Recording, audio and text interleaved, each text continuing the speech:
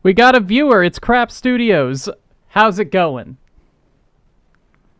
Welcome to our anime club discussion. Did you do the required reading? Arcolect, ayo. Just waiting for the other people to get here. I've just finished the thumbnail. I forgot to put it up. Let's see here.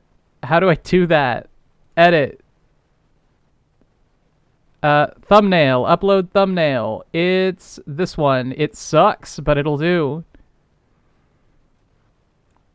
What's up, Bob? Sita, hello? Jacobian's here. What's up? I'm 3 hours of sleep and I'm ready to talk about Evergarden. Nice. Tenic, you are allowed to talk about the movie. The movie was optional viewing, as were all the OVAs. I didn't watch them because I was very busy getting ready for and attending MomoCon, which was incredible. But if anybody wants to talk about the movies, the movie and the OVAs, then that's totally fine. We'll do it after we talk about the series proper. Violet Evergarden is one of your favorites. I hope you all liked it. I did like it. I think there was a lot of room for improvement, but I think that the bones were really good. And then there's one episode that's just a straight up 9 out of 10. Fantastic stuff. That said, I don't feel like there's going to be much to talk about. It was pretty straightforward. Like, I feel like this every time we do an anime club discussion, but there's no way we're going to talk about this for 3 hours, right? Scrub? Hello. Hi, Scrub. So, there is no way we're going to talk about Violet Evergarden for 3 hours, right? Probably not. Show is good. Show is good. Show is worth talking about for 3 hours. Let me go ahead and fix my little display here so that people, have a better idea of what's going on. And we'll full screen this, and then I have to fix this again. Wodokoi was also very straightforward. That's true, but Wodokoi was bad enough to give us something to talk about. Yeah, and I'm not not to complain. Yeah, I'm not sure that Violet Evergarden is, like, complex enough to give us 3 hours worth of stuff to talk about. It's good, but it's simple. Yeah, I was kind of surprised when I saw this. Saw what? Anime. When I just saw the anime in general. Yeah? You were expecting more? A little bit. Everyone was talking about how it's such an amazing masterpiece, and don't get me wrong, the animation, the music too, but the music is fantastic, but we'll get to my opinions on the music if you read those in the chat. Yeah, but besides that, it's actually a very simple story. Yeah, Especially and the episodic nature of it doesn't help very much. Especially when we get to the war plot line. All the stuff about the war can be thrown away. Yeah. Like, I mean, not the backstory part, but just like the actual story part is just like, wow, I only care about this because of how it affects Violet. Mm-hmm. No, for sure. Yeah. But then, like, turns out it doesn't actually affect Violet very much, or at least not in compelling ways. It's just, hey, Violet's character arc is done now. Didn't you know? It seems like it affects more his the Major's brother. Right? Yeah, well, that's interesting because of the way that Deepfried is characterized by the end. I feel like they could have gone into that a bit more. Affects Gilbert and his brother too. Yeah, that's definitely worth talking about. I just think that Deepfried was not. He wasn't important enough. He either should have been cut or characterized more. Like, he's a very interesting foil to Violet because he also cares about the Major very, very much, but in his own way. And I feel like the way they portrayed him as a simple antagonist didn't pay off. Yeah. He was so cartoonishly evil until those last 2 episodes that the last 2 episodes didn't stick. Yeah. I mean, I was curious about why he, like, from what I was like seeing, like in the flashback where Violet just sort of killed a bunch of his men and stuff. Mm-hmm. I looked up the reason why she did that, and apparently they were going to do how should I put this? Not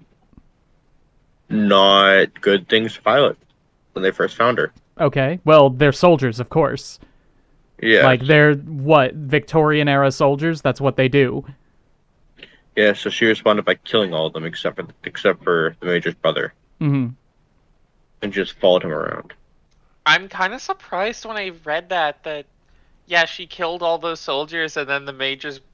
And then he was just like, yeah, I think we could still use her as a child soldier. She'll be an adequate replacement. Mm-hmm. I mean, well, I mean, if she can kill the entire battalion, then she can replace the entire battalion? I suppose. Russian soldiers today act like that. Whoa. Let's not get too topical.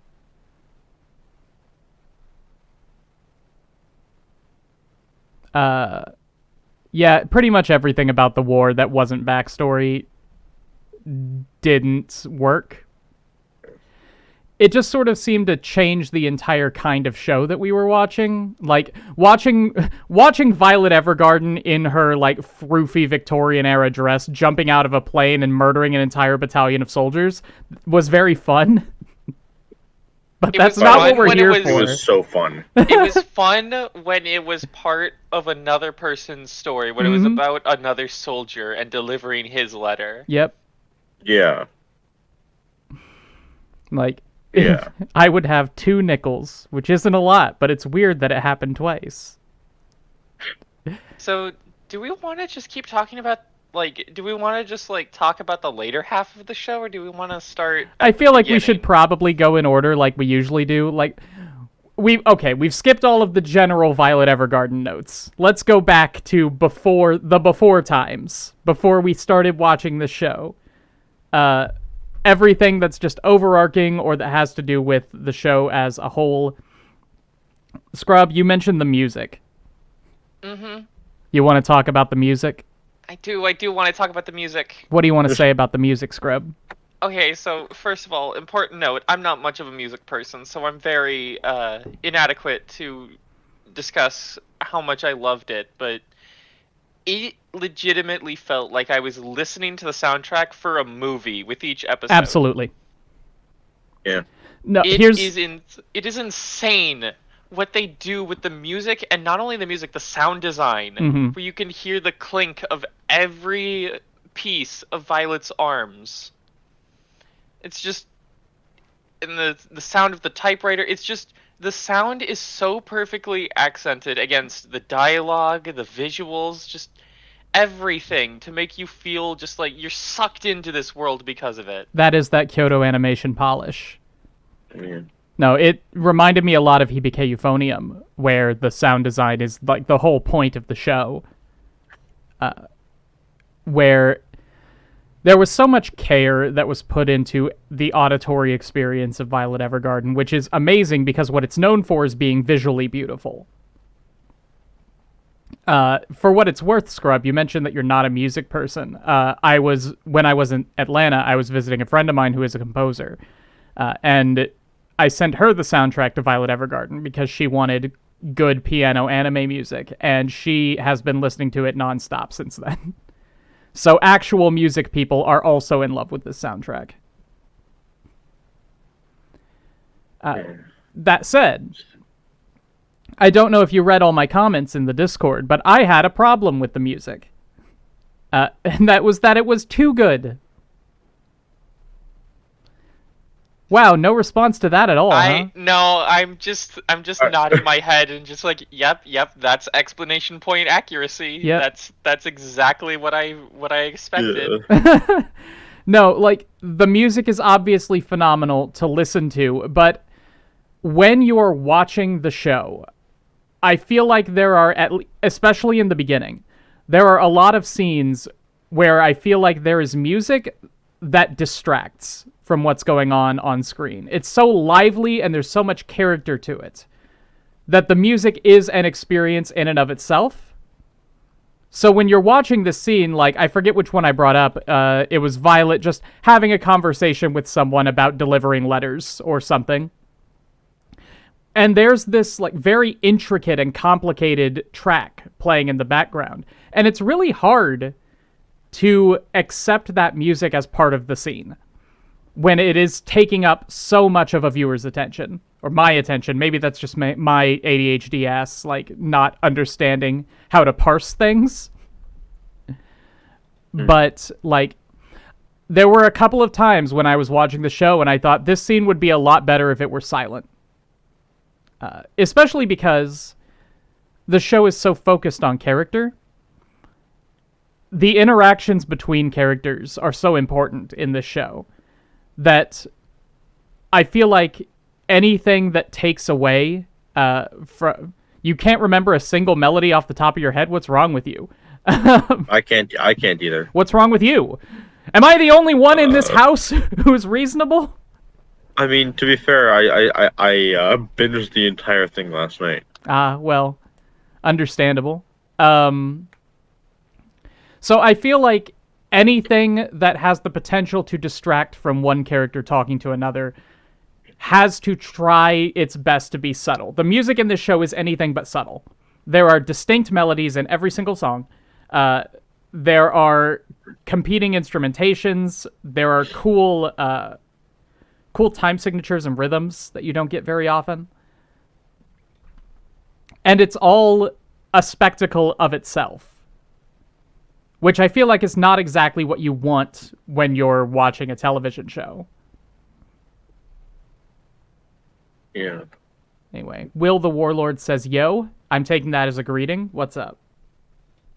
Yo, Will. How you doing, Will? Nice to have you here. Welcome to the stream. All right. So that's my piece about the music. Like, I use it in D&D all the time. It's fantastic D&D music. It's memorable, and it's... When you're playing D&D, there's so much more attention being paid to everyone at the table. And you're hanging out with your friends, so you want to pay attention to your friends. You need that more characterful music to stand out at all.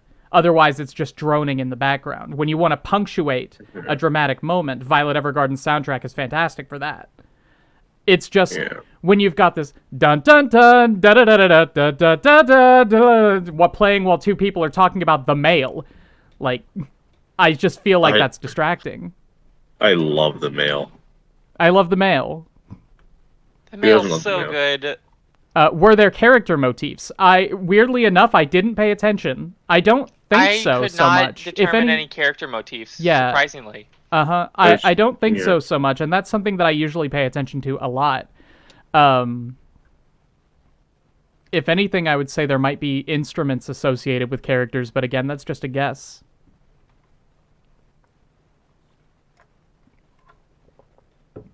So, quick question. Did you guys watch the sub or the dub? Dub. I watched the dub.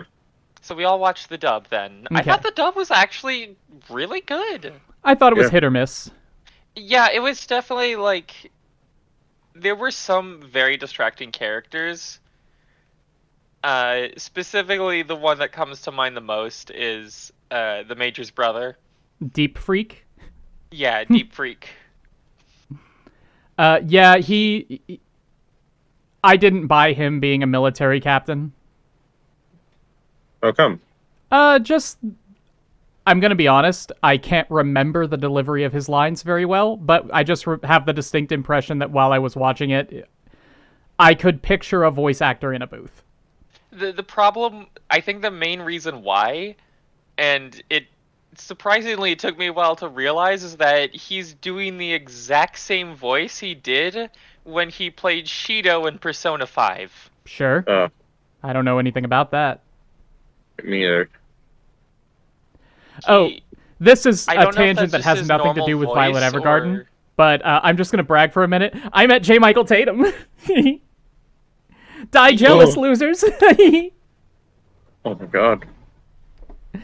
J. Michael Tatum put his arm around my shoulders. Yo, Teehee, did you get a photo?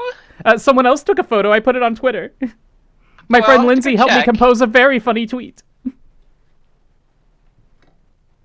Nice. Thank you. Anyway, Violet Evergarden, which does Yeah. not feature a performance by J. Michael Tatum. Not yet. Not yet. Ah, my chest hurts. Anyway, what were we even talking about? Oh yeah, Deepfried's voice actor. He had the same voice actor as someone in Persona 5. Yeah. Personally, for me, when watching the dub, I didn't notice. I just thought he sounded like just a normal military officer. I didn't notice anything off. Yeah, There's definitely something off about it, but I think it's more because he just sounds so different from the other voice actors. maybe. Huh. The only It's- other voice actor I can think of who's definitely didn't really do their best was probably I don't remember his name. Blonde mailman. Yeah, Blonde Bertrand? Yeah. Something like that? I didn't have a What? problem with him, but that's probably just because Yeah. he had like 2 lines. Well, closer to the end, he had a lot of them. Sure. Mm. Yeah, I don't remember any problems with him. Do you guys like his dynamic with the large-breasted woman, whose name I don't remember? I mean, the dynamic is like only like displayed a couple times, so Yeah, just that like I don't like you anyway kind of dynamic, like we saw in Wodokoi and Hated. Yeah. They didn't really go anywhere. They just didn't Catalea. actually like each other. Which is fine. People are allowed to just not like each other.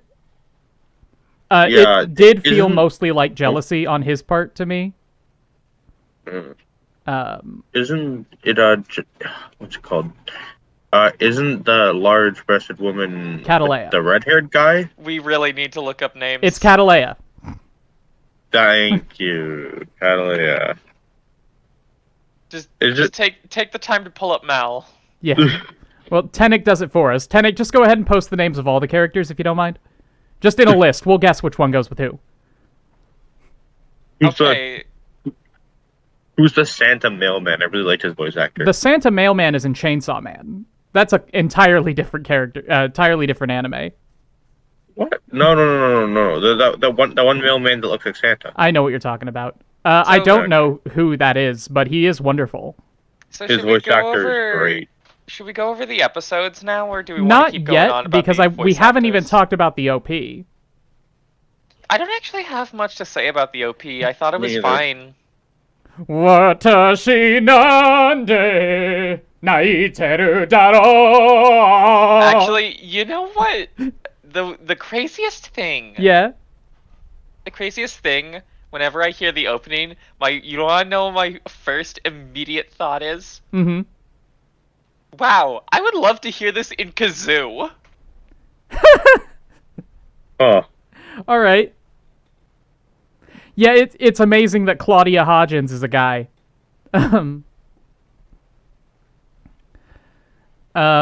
Benedict Blue? Also Yep, that's the Benedict, not mailman. Bertrand. nice. Benedict. Iris, Canary, Canary.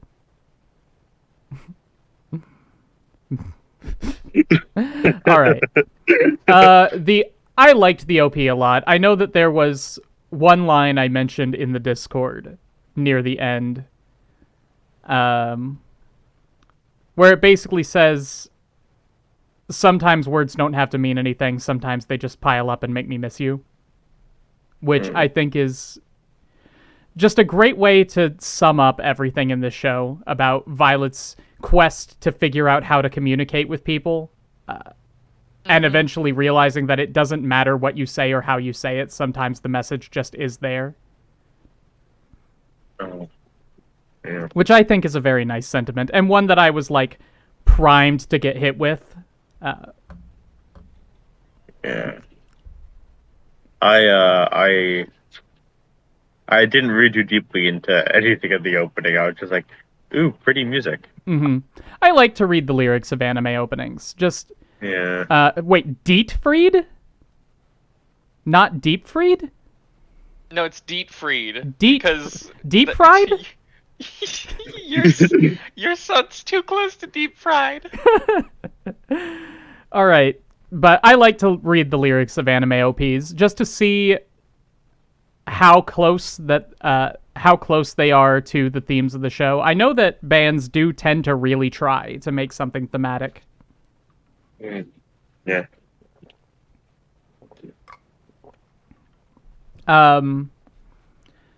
That said, the ED, Michi Shirobei, is one of those that has lived in my heart since I heard it for the first time.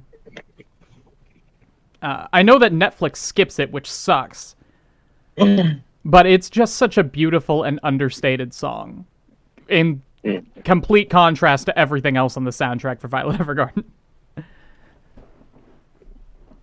The only problem I have with it is that one time when they played it in the episode and then also played it over the credits, which I feel like you just don't do that. That's not acceptable. Mariah's here. We love her. Hello. Hello. Red heart emoji. Hello. I love you. I hope you're having a good day at work. Michi Shirobei is just one of those songs that hits me, at least. I don't know how you two felt about it. I think I was too tired to process it. I'm sorry that you're not having a good day at work, but I hope it gets better. I know it won't. Scrub, Yeah. how'd you feel about the ED? Once again, I kind of didn't really pay attention to the ED. I was kind of just like, wow, that was really good. I want to watch the next one. Uh-huh. Yeah. That's such a shame, because it's one of the shows where I make it a point to listen to the ED every time. It just caps off every episode so well, except for when we get to the war arc, where they end with like, there's a bomb that's gonna blow up the train! Like, I'll have to go back and give it a watch, specifically on that episode, I think. it's episode 12, where they just go straight from train bomb to da da da na na na na. Yeah. It's really funny. This is the music that plays when you get the bad ending. And every other ending.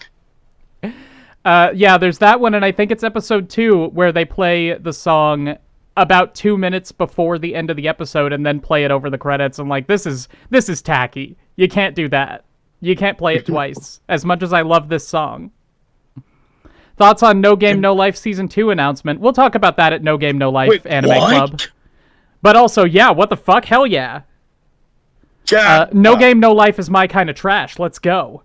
I love that trash. It's a Death Note meets Death Game that's not a Death Game with horrible main characters in a show where there are no heroes. I love that. Amazing. Tenix saying that's cap, which I think means it's not real. Is that what the So kids not say when real. something is fake?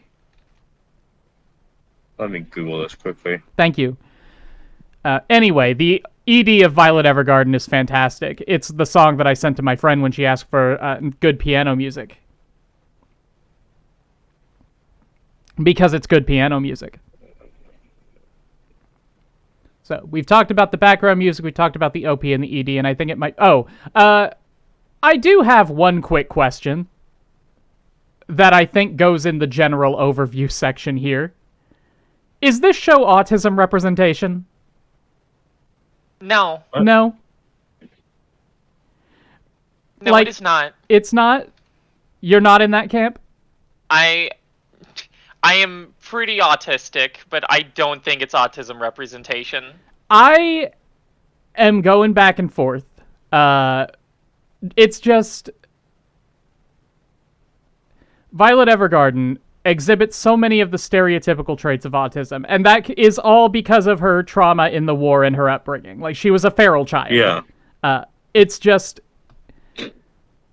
Many of her personality traits are so autistic-coded that I feel like there's something there. But I'm not autistic myself, I don't think. So maybe my opinion doesn't count for much. I got some bad news bears. I am autistic? No, no, no game, no life season 2. What'd you say? No game, no life season 2 is cap. Well, that's probably a good thing. That show's trash. But it's good trash. Yeah. Anyway, Violet Evergarden. Yes, Anyway, Violet Evergarden. Just her quest to understand what other people know instinctively is just... It's very typical of stories with autistic characters. And true to the experience of autistic people I know that I have talked with. So I just wanted to get your opinions on that.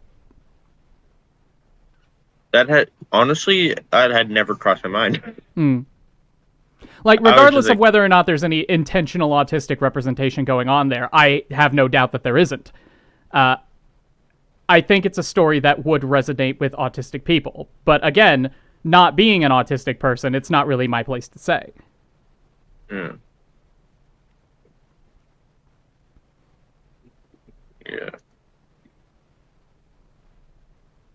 Well, happy to be here.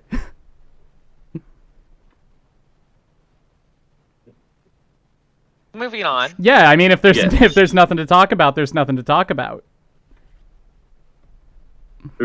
Should we go into the episode order? I guess so.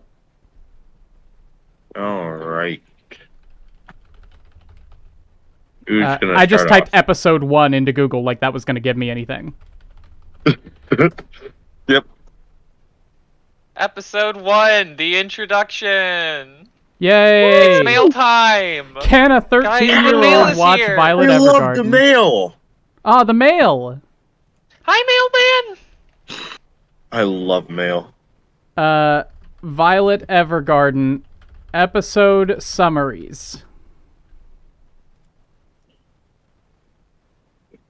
Imagine not having every single episode memorized in your noggin. Yeah, that's not me. Yeah. That's not my kind of neurodivergent. Mine is the kind that makes me not want to watch the thing. Okay.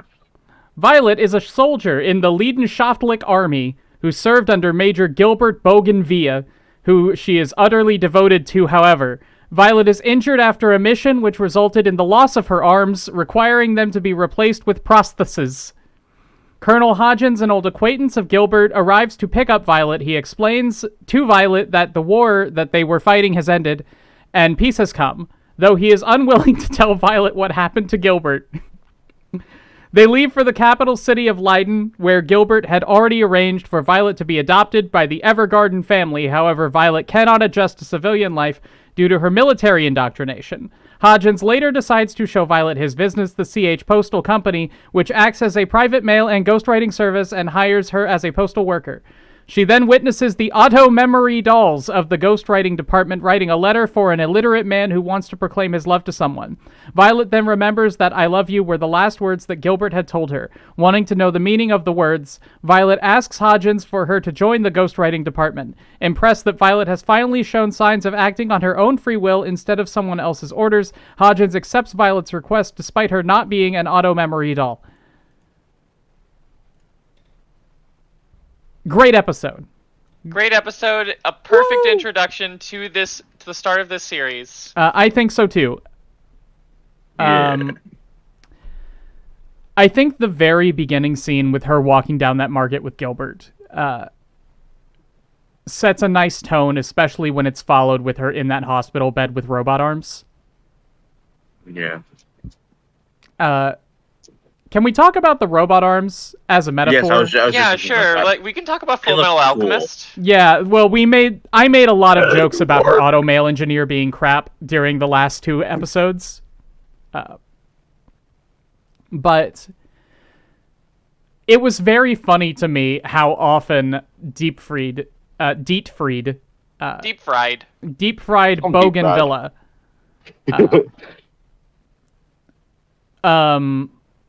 it was very funny to me how often he specified, "You killed people with those hands." Like, well, actually, you see, they were entirely different hands. It's very thematically important.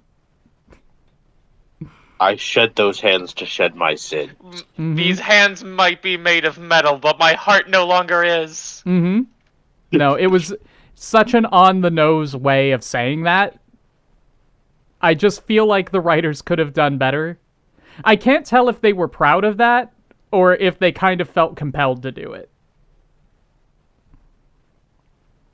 Tenick is going to ask, because it's topical now, how old is Violet at the start of episode 1 in the hospital? She's 14. She's like 14. She's 14 through the entire show. Yes. If I read it right on the wiki, I believe she's around 17 or 18 but in the movie. She's 17 or 18 in the movie. Haven't seen the movie. I think. No, she's 14 through the whole show. Yeah, the robot hands are very cool. I feel like they add so much to the aesthetic of this show. Just nothing else, they look amazing. Yeah. And they're always hand-drawn. That's kind of the insane part. Mm-hmm. No, Yeah. like, every time they move with all that complicated mechanical engineering in there, it's hand-animated, which is ridiculous. Like, the way the light shines off them and everything, the compositing on that,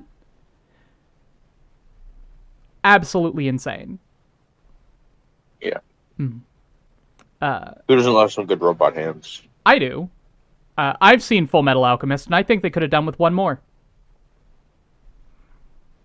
Yeah. Another robot hand? One more robot hand, at least. They had 3. They needed one more. Of course, of course. Can we talk about how Claudia just refuses to outright say that Gilbert is dead? But, like, he never tells her that he's alive. He just won't say that he's dead. It's like... Oh, yeah. I really like the things you post. Yeah, no, it's about like... that. They made a second Discord without her. What happened to Major Gilbert? He is... I'm here at his request, actually. Oh, so he sent you to me? Like, it was his order that I come to get you. Oh, so he should want to see me then. He is not taking visitors at the moment. I assume he would want to see you. Oh, I guess he must be very busy. He is doing everything he could possibly be doing. Do not look behind the curtain. Technically, he is missing in action, but everyone knows. You don't get a church dropped on you and be missing in action. Yeah. Oh yeah. The Call Me Christ. The Call Me Christ. Yeah, it's like. Yeah, I forgot to tell you, I left the army. He's with us in his hearts, honey, and also everywhere on the floor. That boy got splattered so hard. Will he be calling for me soon? I assume we will all be with him soon. Oh my god. Anime was a mistake. Indeed. Is Claudia a baddie? Because I think the dude is hot. Claudia's a redhead guy, right? The redhead guy. Oh yeah. Yeah? Claudia's definitely... okay, there's a triangle, right? Okay, explain. Keep going. Okay. There's a triangle with the 3 points being like rat, daddy, and softy. And Claudia is occupying the edge case in every single one of those categories. He's the exact middle, but he got there by like wrapping around the earth on all 3 points. Yes. All right. You could use any part to describe him. Like he's got that disheveled rat look, but like he's really big and muscly, so he's so daddy. But then you look at his face and he's just the softest boy you've ever met, and I don't know how to feel about it. Looks like an alcoholic failed writer. He definitely which is looks a great like an alcoholic look. failed writer, but like he also kind of listen. Okay, he looks like that person who's also just the we lost mom a long time ago kind of dad. Yep. Trying to raise a daughter on my own. Except mom was Gilbert. Yeah. Oh no. Having robot arms was one of my weird fantasies before I realized I was trans and hate my own not robot hands. Also, I'm not sure if close-ups of her arms weren't partially CGI. They might be partially CGI. I'm not great at noticing that. Hi, Lucy. I'm glad we have the same experience. Wait, you also did the robot hands thing? Yeah. Ah, awesome. And then I asked, didn't everybody? I understand. No, I never did the robot hands thing, but I'm not trans. So that's another point in your favor, I guess.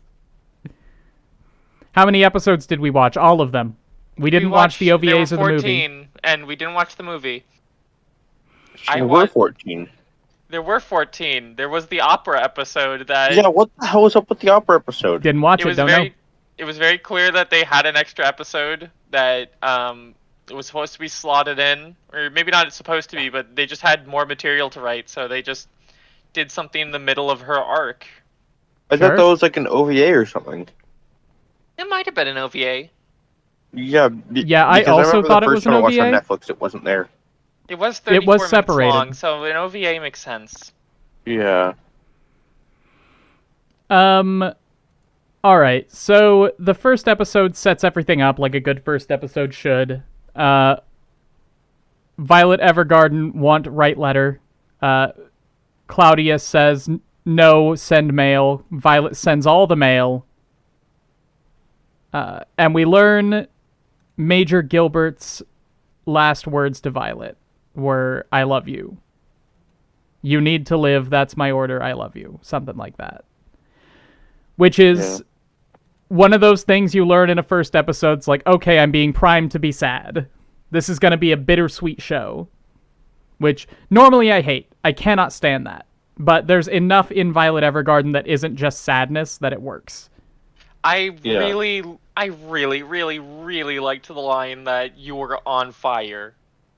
Really? Yeah, Yeah, I just liked you were on fire. I'm not on fire, sir. There's not a they're in the lamps. Mm-hmm. Like no, you're on fire. Well, I mean, yeah, sorry to say this. Well, no, that's another thing is just about Violet misunderstanding people's words, is taking things literally. Because she doesn't have the experience with that kind of metaphor, I guess. She's used to direct orders. To know what metaphor.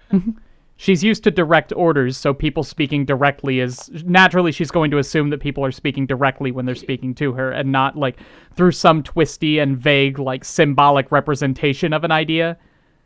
Like, do you think she would have understood if Claudia had said, hey, you're hurt. You're emotionally hurt, and you're going to realize that later? She would probably assume that he is correct because he is in he was in a position of military power and prestige over her, and then be like, I don't know how to tell if I'm emotionally hurt. This is how I normally feel. Mm-hmm. I can't be traumatized. I feel the same as always. Yeah, and then she would think, I've always felt like this. Well, I won't think about it anymore. Time to go write mail. You think she would take that literally. But taking that literally means thinking, I am emotionally hurt. Actually, after the first 2 episodes, I was very scared that this was just going to be the Miss Literal. This was going to be the Amelia Bedelia anime. Mm-hmm. No. I do think that... Yes, my arms are gone, sir. I do think that they towed that line very well.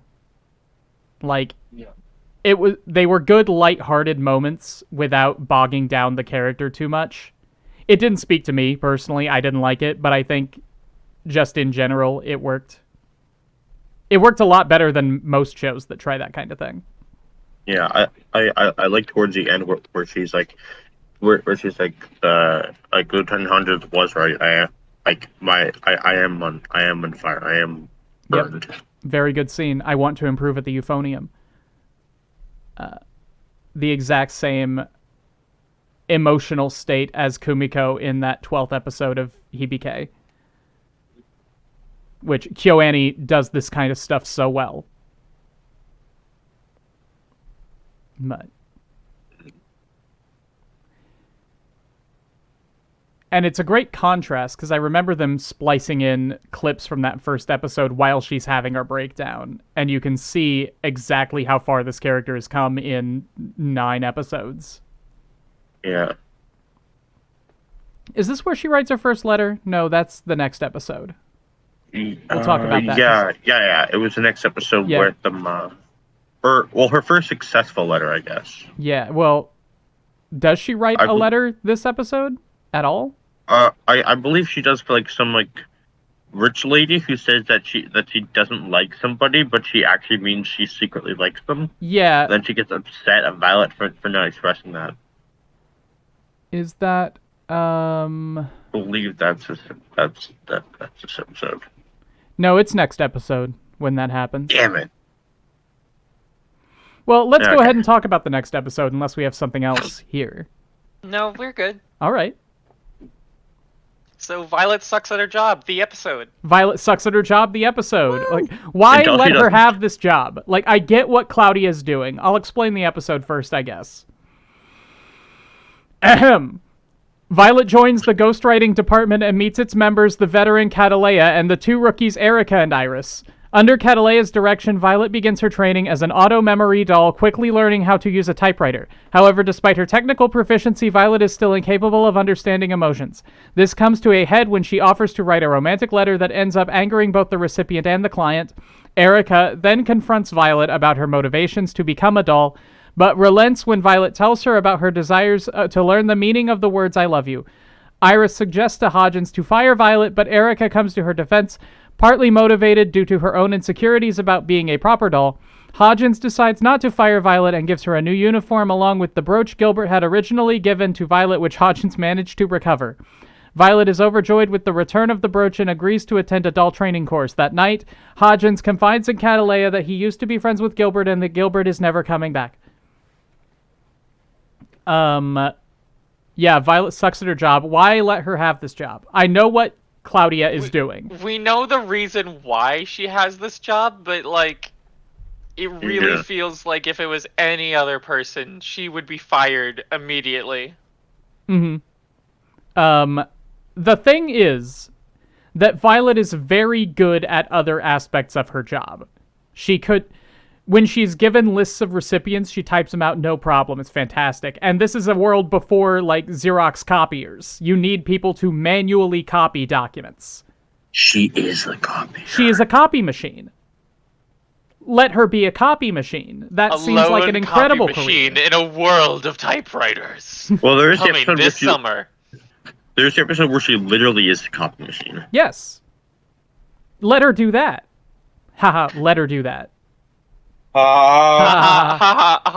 her don't do that. I barely know her. Ha ha ha. Just let her be a copy machine. Like,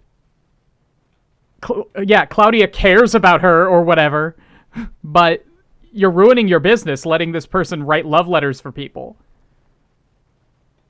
That's why she's training.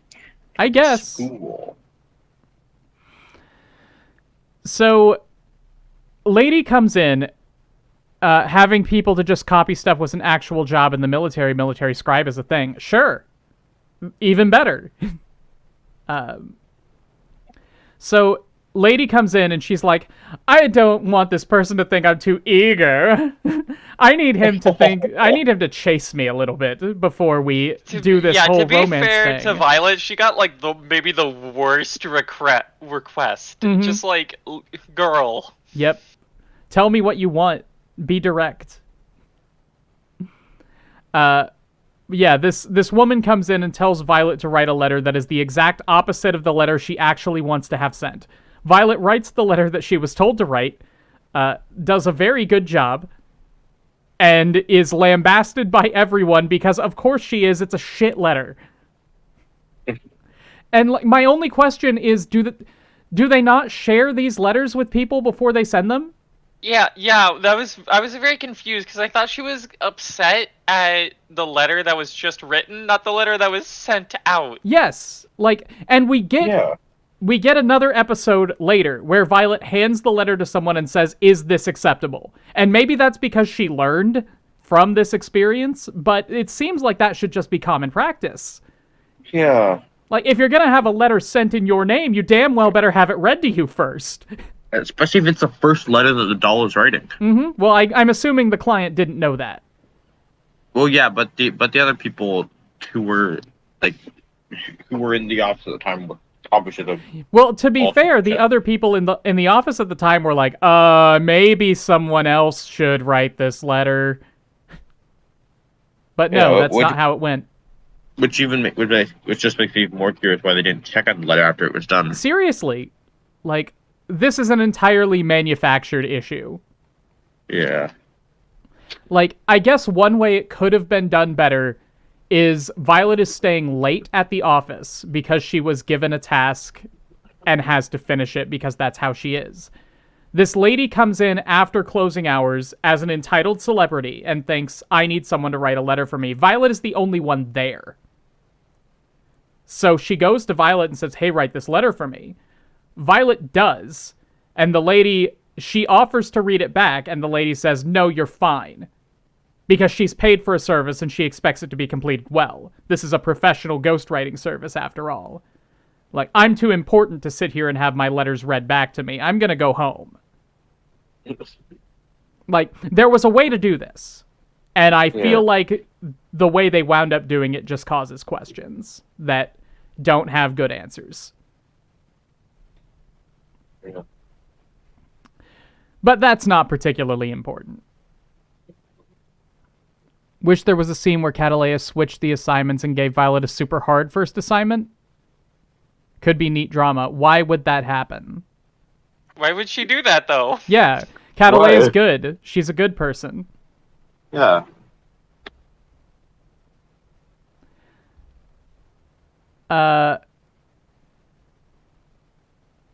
Hodgins decides not to fire Violet.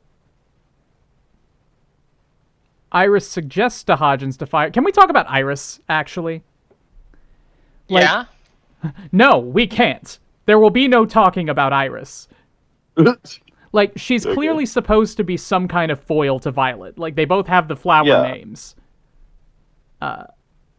Because she's so emotional and peppy and upbeat. Hot-headed. Yeah. And ambitious, I guess. She's just unimportant. Yeah, I don't care. That's the problem with this kind of episodic show, I think, is that the core cast doesn't get as much of a chance to be important. Yeah. Because you have to introduce all the new characters every single time. I literally have the list of characters pulled up. She's just Glasses Girl. Glasses Not Iris, Girl? but the other one. Yeah, Iris doesn't have glasses. Yeah, you have to introduce the new characters every single time, and the new characters sort of have to be the star of the show. So you get people like Iris, who are supposed to have these big connections with Violet, and they just kind of don't. In order to kind of make her a character, they have to make her the side character of an episode. Yeah. Which, that episode was top tier. But I just hate Iris. I feel like she's needy and entitled.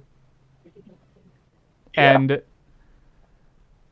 really immature considering what her job is. Yeah. Glad we all agree. Yeah, which makes it even worse that she's right. Goes up to Claudia and is like, hey, you really need to not let Violet do this job. She's incredibly bad at it. And also she's taking work away from us who have been here for a long time now. So that she can ruin your clients' relationships. This is a bad idea. It's an investment. It's not. It's nepotism. It's second-degree nepotism. Third-degree nepotism. My friend's not daughter needs a job. My probably dead friend's not daughter. My specifically maybe not dead. My unresponsive friend, Major Gilbert Bougainvillea. Actually, I heard a fun fact about him being dead or not. Oh, yeah? Wanna hear it? Apparently, he is not dead. Sure. And just told Claudia to tell Val that he's dead. According to the wiki. According to being stupid, he should stay dead. That's the whole point. That's the yeah, whole but like that marker of where does that growth for information Violet. come from? Is that in the movie? I refuse to believe that is an actual thing. I believe it wholeheartedly. No, I believe it's a real From thing, what but in the story, I refuse to. I'm just going to pretend it's not real. Mm-hmm. Because that is the stupidest thing that they could possibly do, and I knew it that they were gonna do it. It gets worse. I if I remember correctly, I think it was like I think it was like one of the novels for it called Evergarden, like Ever After, or something like that. Mm-hmm. She marries the major. No. No. Keep going. I've said my piece. And quits her job as a doll. No. And Big no. This is stupid. Stop it. Stop it. No, keep going. and lives on the island with the major. And that's it. I don't have a problem with that part. You can live on an island with your surrogate dad. And husband. Yeah, I was very worried that this was going to be like Usagi Drop and not like Usagi Drop. But I'm glad that they didn't go that way in the part of the show that matters, which is the show. See, this is why the OVAs and movies and novels are always going to be optional reading. Because they usually make the product worse. Just because they're almost always extraneous, like, you never plan to have a movie. If you plan to have a movie, that's one thing. But you get shows like Violet Evergarden, you get shows like Madoka, you get shows like Wonder Egg Priority, where there is a movie, and you can watch it, and it doesn't always make things worse. But usually it isn't necessary. Okay, also, I just looked this up. The major is indeed in the movie. Okay. Cool. And they get reunited, yeah. I'm interested in seeing how that happens, because I love the arc of a person who is wholly devoted to someone and then loses them, and then gets reunited. Just because, but not that. It's wholly devoted to someone, loses that person, learns to live without that person and have a full and fulfilling life, and then gets reunited. I want to see what happens after that. Apparently it's marriage. Sure. I can Yep. I can see people having some very complicated emotional reactions to that. And our society says that marriage is the way that those emotional reactions are resolved. The movie made me hate the major? Okay, maybe I should check it out. I think I should watch the movie. I meant to. I just ran out of time because of Momocon. Yeah, I ran out of time because it was 2 a.m. But this is a huge tangent, but Scrub, you're going to appreciate it. Working on my own D&D setting, I think I've decided that dwarves, culturally, have two life partners. They get married in the way that humans do, and then they also have a shield mate, who's typically of the same sex, sort of a companion, just a confidant. Someone that you're supposed to go through life with and do all the buddy stuff. The bro before the hoe. Yes, the bro. Oh, God. Like, the best man, but as a life partner. That is a cool idea. Mm-hmm. Because I feel like friends are horribly undervalued in society. Homosexual life partners. Not even necessarily. Like, there are still homosexual dwarves who get married to the same sex, and there are people with opposite sex shieldmates. But typically, it's you marry the opposite sex and you have a shieldmate of the same sex. But I feel like that's sort of a tangent that I went on for reasons that I forget. Yeah, why were you talking about dwarves again? I don't remember. I'm sure I had a reason. It was because complicated emotions toward people that you're not romantically attracted to that turn out being expressed as romance. God, this is me in college. That turn out being expressed as romance. Because you don't know how else to resolve them because society doesn't have an institution for that kind of relationship. That's how we got there. Yeah. Because Violet and the Major getting married in the books. Also in the movie. Sure, why not? Yeah. Major things in the movie aside, I like the first OVA, the all-girls school for rich people and the traumatized child. Oron?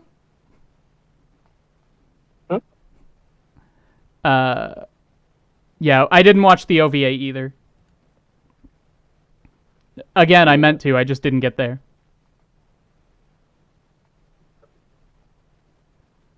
Can we talk about how Hodgins pawned the brooch? Did anyone else catch that? No, you didn't pawn the brooch. That wasn't Hodgins. He went to go search for it. He did go to search for it, and then Catalea asked him asked him, "Did you buy it back?" Well, buy it back doesn't imply that he sold it. It's that he bought it back off of like whoever took it. I feel like buy it back implies that he's the one who sold it. Buy it, find it somewhere and buy it is a different phrase. Because then you just buy it. You don't buy it back. You don't buy it back unless you originally had it.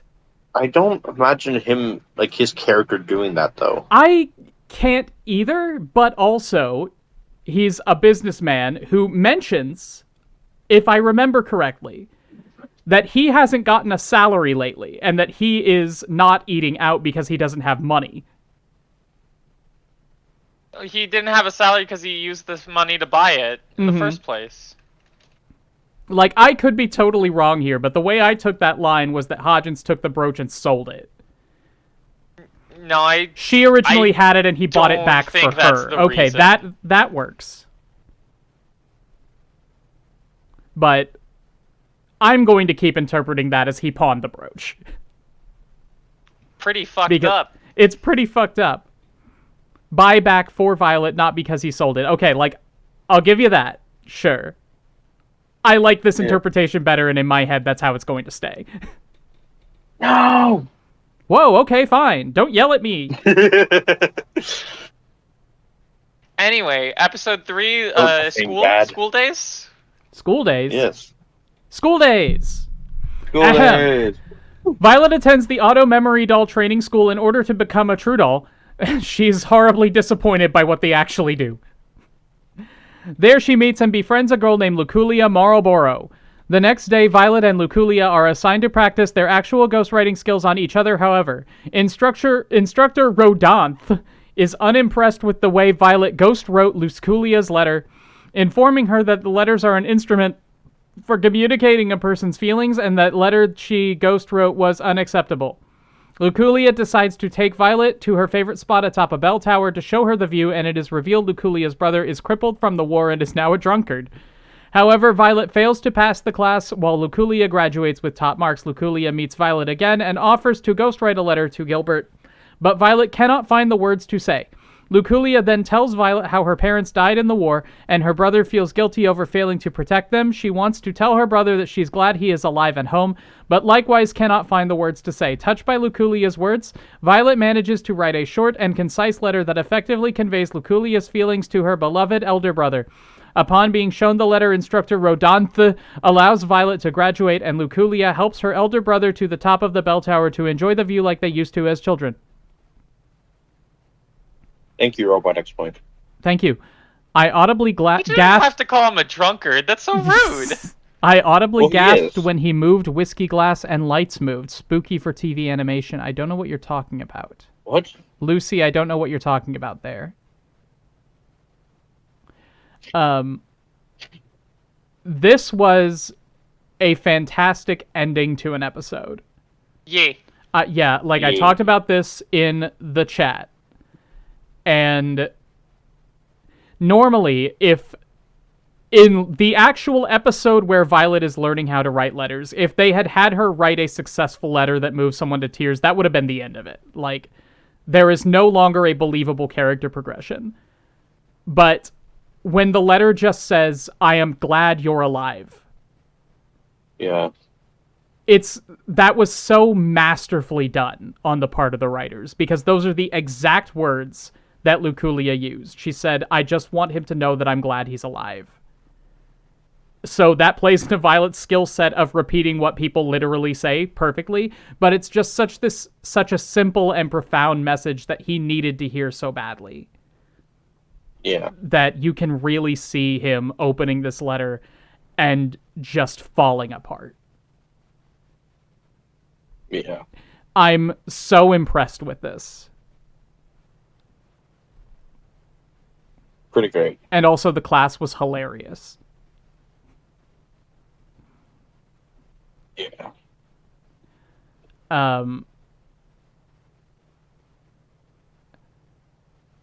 I have very little to say about this episode specifically, but can I talk about how much I hate that they use the word auto memories doll in the dub? Yeah, it really What was it sounds originally? weird. It's very bad. Well, in the sub, at least the sub that I watched, it was auto memoir doll, which flows so much better. And Oh. the Memoir is it English or is it taken from a different language? I mean, it's French, but English Yeah, is French. Maybe they thought they should translate that part too? Even though memoirs is like a common term in English? Mm-hmm.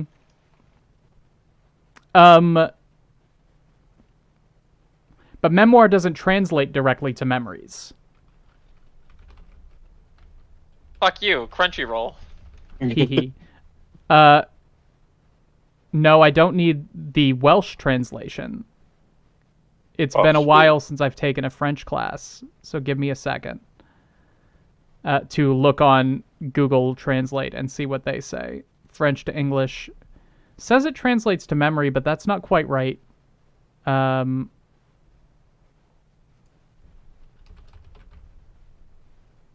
Yeah. No, souvenir is memory. Memoir has a different connotation. Found it really found it really funny when Violet said "sir, yes, sir" to the teacher. Yeah, just the cool little character moments. Violet is portrayed very well through the whole series. Yeah. But yeah, I hate that they use auto memories doll. Like, even if it were auto memory doll, that would be better. But especially when on Netflix, I think I was watching Netflix for the first few episodes. The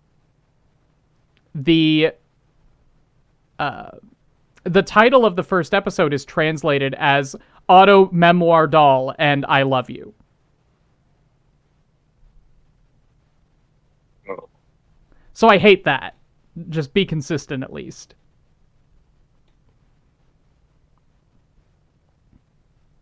Yeah.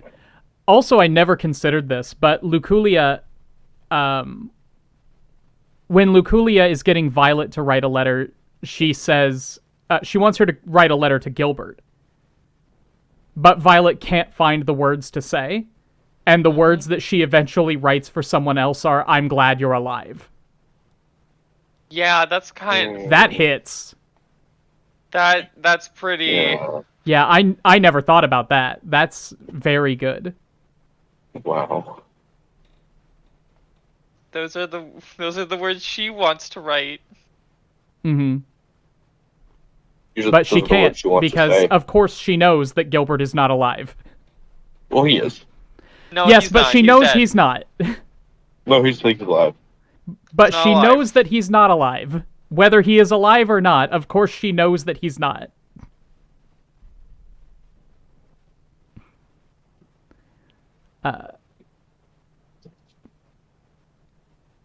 No, that's not true. What do you mean that? What is not true? He is alive. But she believes that he is not. She believes. Well, not at that point of the show. Exactly. But that's the point. But she does, though. She has to know.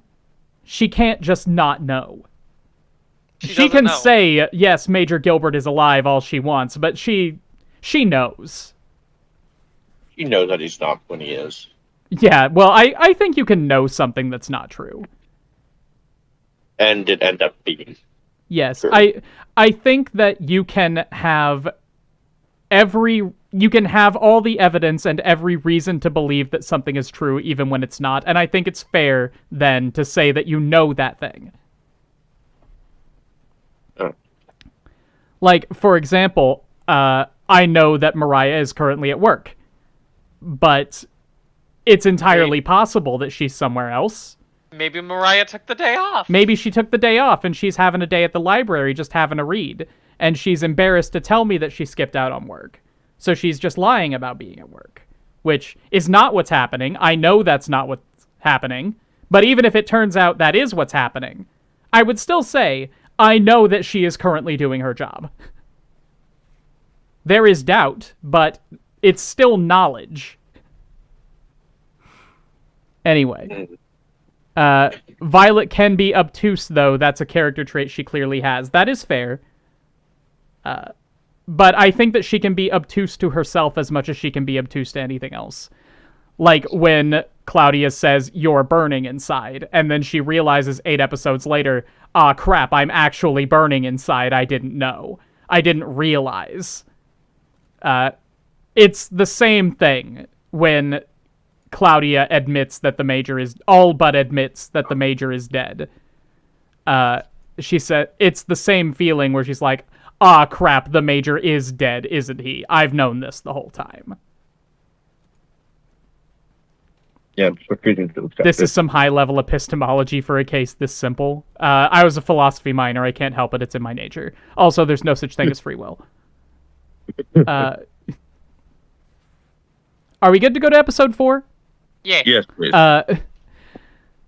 This is the one where we get the flashback to Violet. I guess we'll talk about the episode in a second, but I just want to mention the flashback where Violet is given to the Major for the first time and doesn't have a name, and he says, "We'll name you Violet. I have a feeling you'll grow into someone worthy of that name, or it'll fit you when you're older or something." What does that mean? What does he mean by that? Like a flower. What? Like a flower? You'll grow into it like a flower. It just in the sense that flowers grow? I have a feeling you will get older. I'm glad you're catching on. Morning, all. We're talking about Violet Evergarden. What's up? But, like, it was a very creepy line. You don't... Was it? I took it... Like, of course I took it innocently, because I really like the Major's relationship with Violet. But just the line itself out of context, like, yeah, we'll name you Violet. You'll grow into it. Like, it's also very weird, because in the dub, they had that moment where, Violet was first being introduced. They pulled her out of the trunk when Gilbert was just getting to know her, and then his brother said, "Yeah, her name is," and then it cuts. That's interesting. I forgot about that. Wait, what? Yeah, it was very strange, considering she didn't actually have a name. Maybe she had a name and Gilbert didn't like it. Well, but he asked her what her name was later. Yeah, and she didn't answer. Well,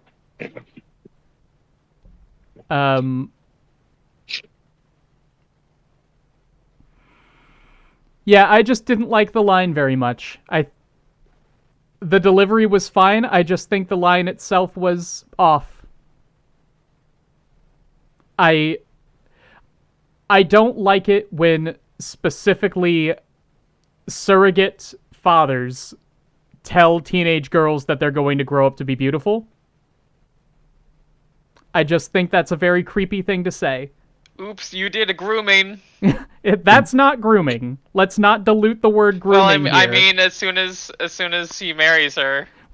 That did not happen in the text we were assigned.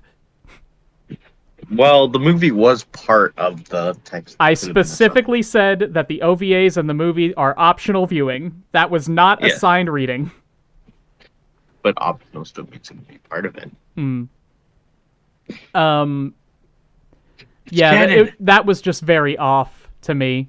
What do violets mean in the language of flowers? I was going to look that up because I'm always interested in that kind of thing. I believe it was. Well, if you're looking, I believe I saw something that the direct meaning of violet was like maroon spear or something like that. That doesn't sound right.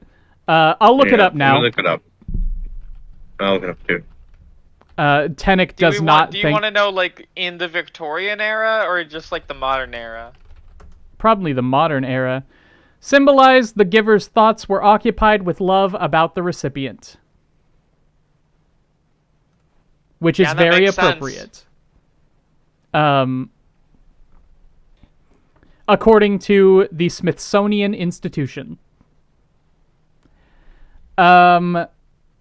Yeah, I was going to look that up. I didn't think it would matter very much because I don't know that that's something that the Japanese were all that interested in.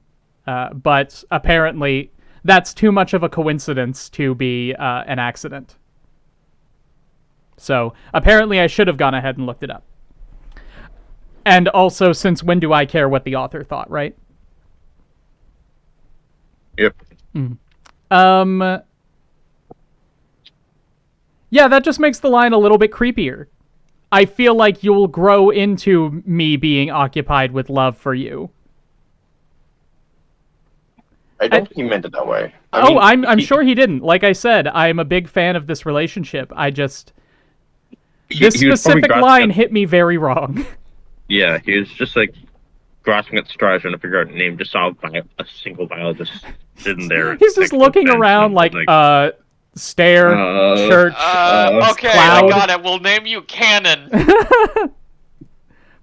Flower. Name you Arm stump? We'll name you Stump Arms. You'll grow into it. No, that's bad. We won't make that joke. That's bad. We'll name you Feral Child. You'll grow out of it.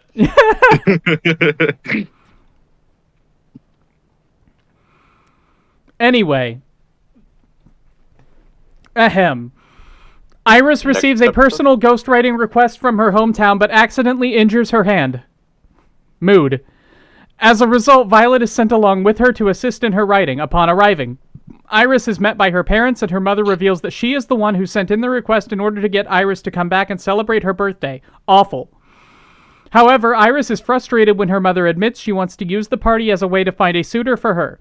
As Violet writes the party invitations, Iris specifically asks her not to send an invitation to a man named Eamon Snow, but Violet sends the invitation anyway. When Eamon appears at the party, Iris angrily retreats to her room.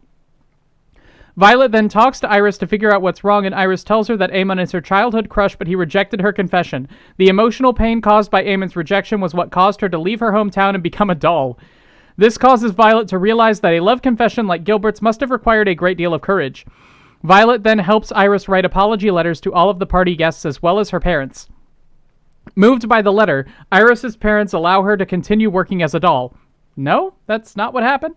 On the way back to Leiden, Iris tells Violet that her parents named her after the flower of the same name since she was born when they were in full bloom. This triggers a flashback in Violet, who remembers that Gilbert named her after the flower of the same name. That is a hyperlink. It links to Violet, the plant. Good. Huh? Wikipedia actually Where else would it go? Wikipedia actually took the words, the flower of the same name, and hyperlinked it to the flower. Like we don't know what a violet is. What's a violet?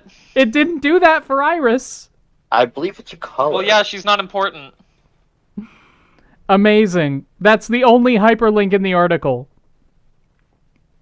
Wow. I love hyperlinks. Anyway, Iris has pretty shit parents. Yeah, no, they're horrible.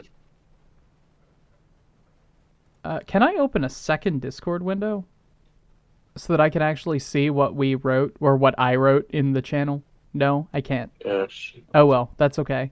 I can open it in my browser though. Wait. Amazing. The opening of this episode after the cold open, where Iris and Violet get off the train and Iris immediately steps into a dark puddle of what is hopefully mud. It appears to be mud. Huge mood.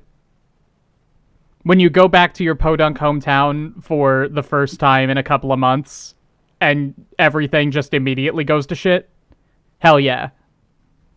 Love it. Yeah. Yeah, no, that's a mood. It do be like that sometimes. You don't want it to be, but it do. It do usually be like that. Which, it's so strange, because I was talking with my composer friend when I was in Atlanta, and she moved away from our hometown when she was very young. So, we were talking about it and how much I hate it, and I think it's a terrible place, and it was destroyed by a tornado, which is obviously a tragedy, but if any place deserved it.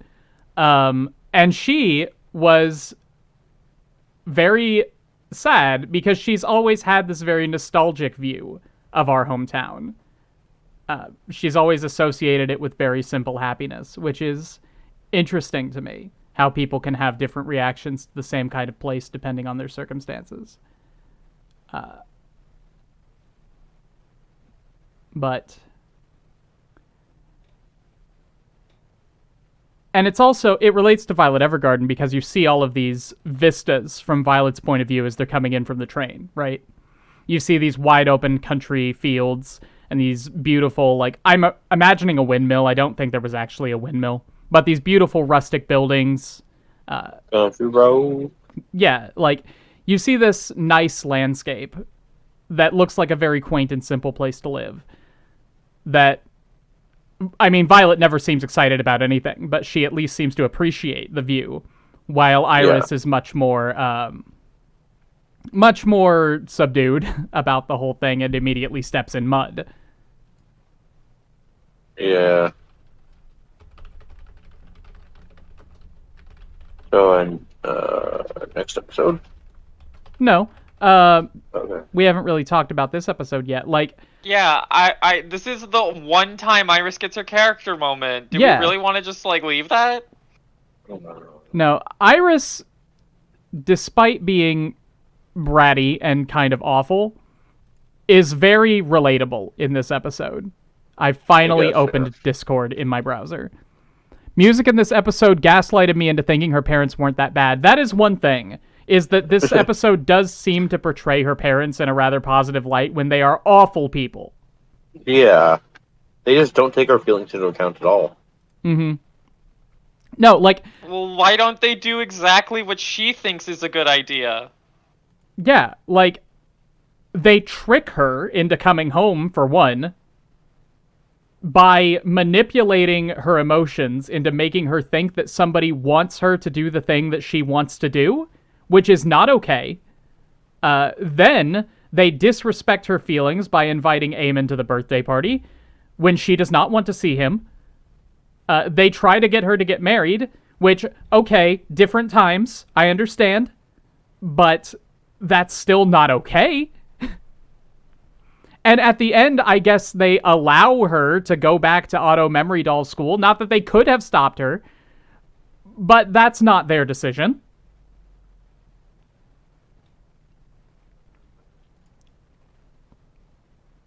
Anyway, they're awful. They're just bad. They're bad people. Yeah. But yeah, when Iris is explaining what happened with Eamon to Violet, and Violet just keeps talking, that's very funny. Yeah. Do you mean that you previously approached him romantically but were rejected? You expressed your affection but were flatly refused? Are you saying that you find this man sexually attractive and he believes you to be inadequate?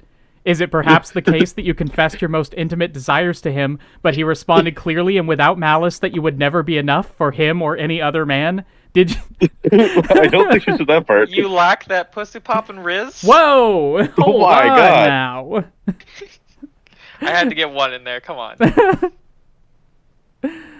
Oh no, this girl doesn't get We it. have fun here. But I forget why I wrote this. If somebody remembers, please tell me. But it's interesting that other people have to struggle to understand Violet as much as she has to struggle to understand other people. Just people don't get her mannerisms, they don't get her affect, and they obviously don't understand what she's been through and what's caused her to be the person that she is, any more than she understands that about anybody else. We need at least one episode where she takes off the gloves and people stare at her hands contemplative. Well, that's kind of every episode, right? Nobody ever just accepts the robot hands. Not until episode 10, when there's a child who thinks, "Oh, cool, actual living doll robot hands." You never get a scene where she takes off the gloves and the people who see her are like, "Oh, okay, this woman has robot hands." It's always a spectacle of at least a little bit, which is important, I think. Yeah.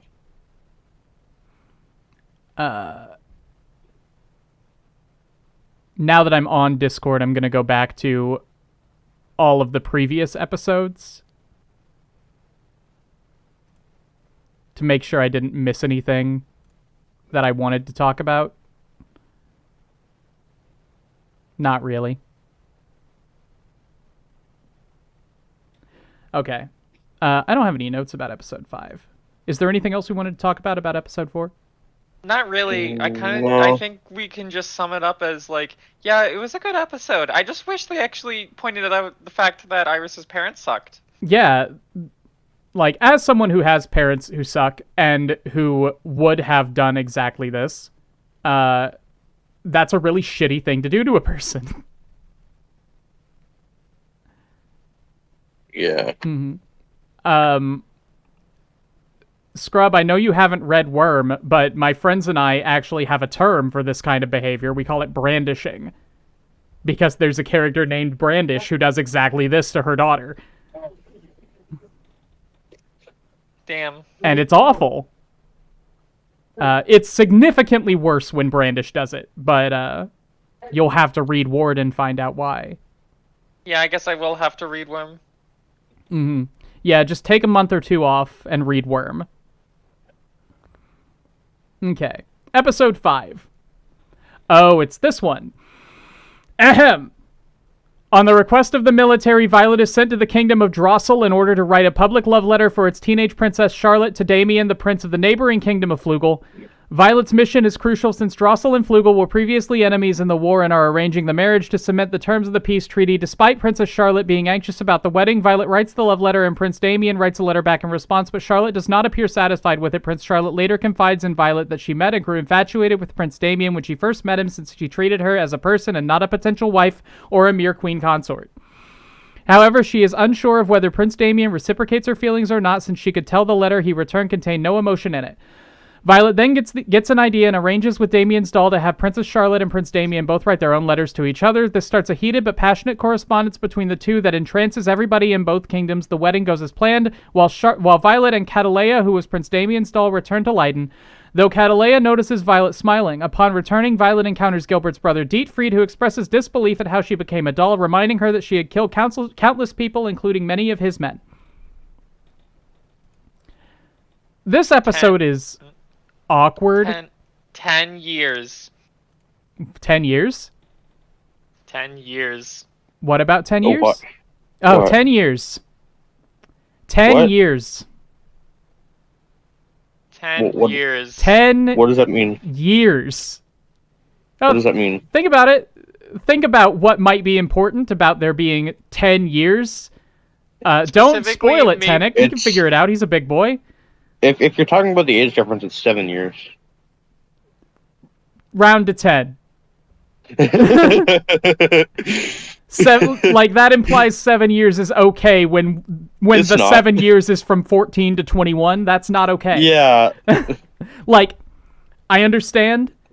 I could understand an age difference of 7 years if the two recipients were in like their 28 and 40s 35. or something. Like, Yeah. It's a am weird not world. like, I want to get this out of the way up front. I am not against portraying this relationship. Like, Me 14 neither. and 21, 24, it doesn't matter. She is a princess, he is a prince. They are being forced into an arranged marriage for political reasons. You can portray that just fine. Showing an actual romantic connection between these people is a little irresponsible. Yeah. Yeah. Like, it would be fine, but a little uninspired if neither one of them were into it. And it would be fine if they were neutral about it. If they were like, okay, this is part of the job, whatever. It would even be fine if one of them were positive about it and one of them were not. Having both of them be mutually agreeable to it is a little sketchy. Like, Yeah. House of the Dragon spoilers, I guess. But when King Aemon and that 12-year-old get married near the end of the first season, nobody is excited about that. Nobody wants that to happen. It's just what is done. It's part of the job description. And if it were just part of the job description here, it would be fine. But this relationship is not to be condoned. Yeah. But anyway, I guess we'll just... It wouldn't be an interesting episode if they were at best indifferent about it, I think. I disagree wholeheartedly. 7 years. I do not agree at all. I think because if they're indifferent about it, then we go back to Violet, who is the main character of this show. We have a person who cannot understand emotions, especially romantic emotions, having to create romantic emotions where they are not. She has to make up this person's feelings for this other guy, to the point where two entire countries full of people will believe that they are the most deeply in love that anybody has ever been. And that is high stakes. And she's getting no help from her client. I don't know why they sent Violet there of all people. Yeah, I'm also kind of surprised she actually did a good job. Yeah, does Iris not get work? I know that in her episode she said she doesn't get work, but what is her job? What does she do? To write letters, because she's good or she doesn't write letters. She's good at like writing lists. Apparently, that's what she does. Like, She do writes Iris down and Erica addresses. just not travel? Isn't that the motto of the CH company? Like, we will travel anywhere to meet you? I guess. If you're going to be forced into a lifelong commitment, you might as well try to enjoy it. Yes, but that's not what's going on here. This is a 7-year age gap involving a 14-year-old girl that started in a garden with no prompting from anybody else involved. This is an independent relationship that happened to later become an arranged marriage. And that's not okay.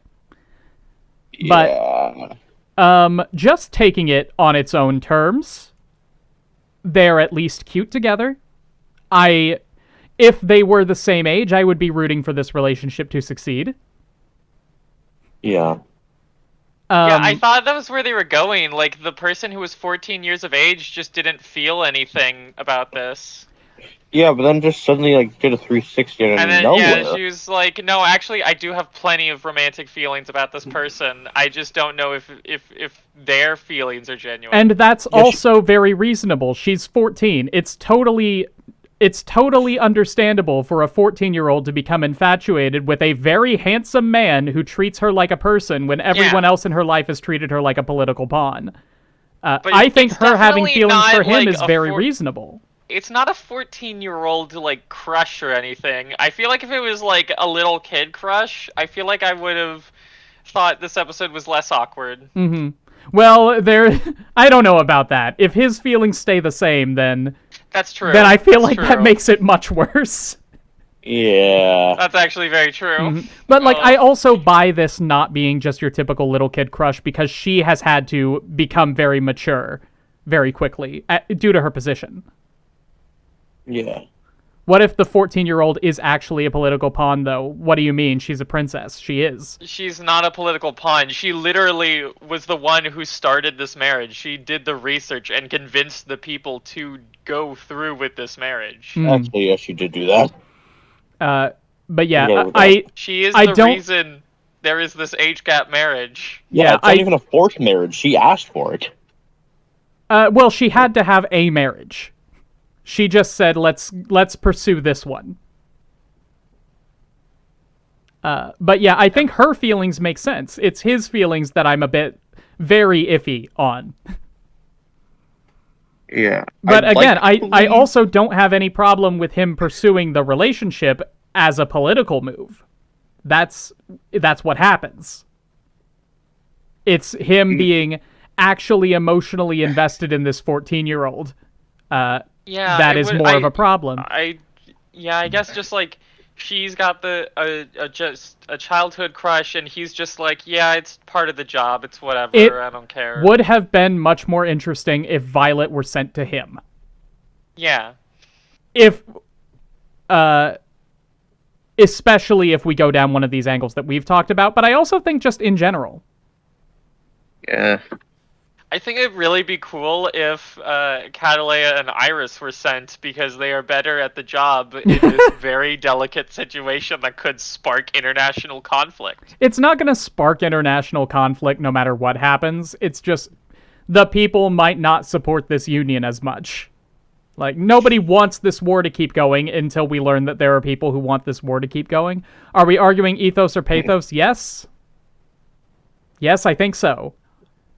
What does that mean? Are we arguing based on morality or emotion? And yes, I am. Like, it really is just kind of a both situation. Like when it comes to this kind of age gap, it is both. Like if we want to argue for other kinds of taboo relationships, then we can make different arguments. But when it comes to this kind of thing, I'm saying yes, it is both logically and morally wrong.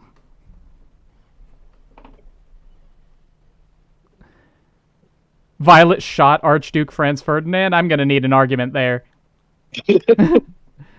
Oh my god. That was the Mage's last orders. Violet, I love you. Kill Archduke Ferdinand. He actually just hated the music of the band Franz Ferdinand. Like, I need you to end Franz Ferdinand. Yes, Major. I will be sure to kill the Archduke. Why is it wrong? Why is it wrong on the side of pathos? Because I think it's icky. That's why. It's gross. Yeah, well, I mean, there was also the point in one of the letters where he mentions that he has a little sister, and he's used to like crybabies. I'm like, Their feelings are just what they are. Sure. Two arguments against that. First off, these are fictional people who were written by real people who could have had them feel differently. Second of all, he is an adult person who has a responsibility to people younger than him to not manipulate them, even if his feelings are genuine in as much as they can be. There's an inherent power dynamic going on that cannot be overcome no matter how good your intentions are. Look at you giving both that Watsonian and Doyleist reason. Dab. I don't know what that means. Dab. Okay. Me neither. Doyleist as an Arthur Conan Doyle, Sure. meaning the meta reason. Watsonian meaning the in-universe reason. All right, cool. I like that. I like that a lot.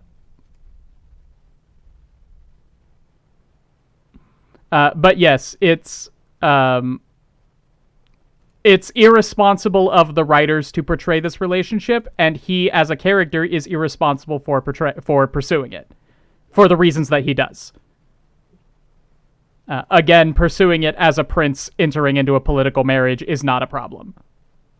Yeah, but then there's also the problem with this world itself that apparently when somebody turns 14, they're You they're have to marriable marry. age. That is That's very much of the times. that's the kind of unfortunately. thing that I always hesitate to argue against, because obviously it's not ideal, right? But at the same time, we don't get very much world building in this show. There is a war going on, and there is a war that just ended. And that's really all we've got. But assuming that it's related to late 1700s, early to mid 1800s Western Europe, you have a society where women do not have the power, in general, to pursue their own goals and to support their own livelihoods. Marriage is one of the only ways to survive as a female. So you have a society that emphasizes early marriage for women because it's a survival tactic.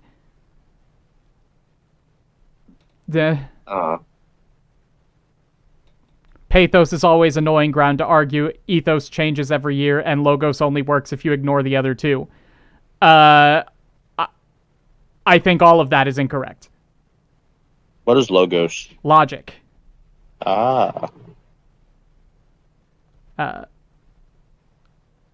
Like, you can't logically argue that a relationship is wrong, I guess, because the only logic you would argue on is emotion or ethics.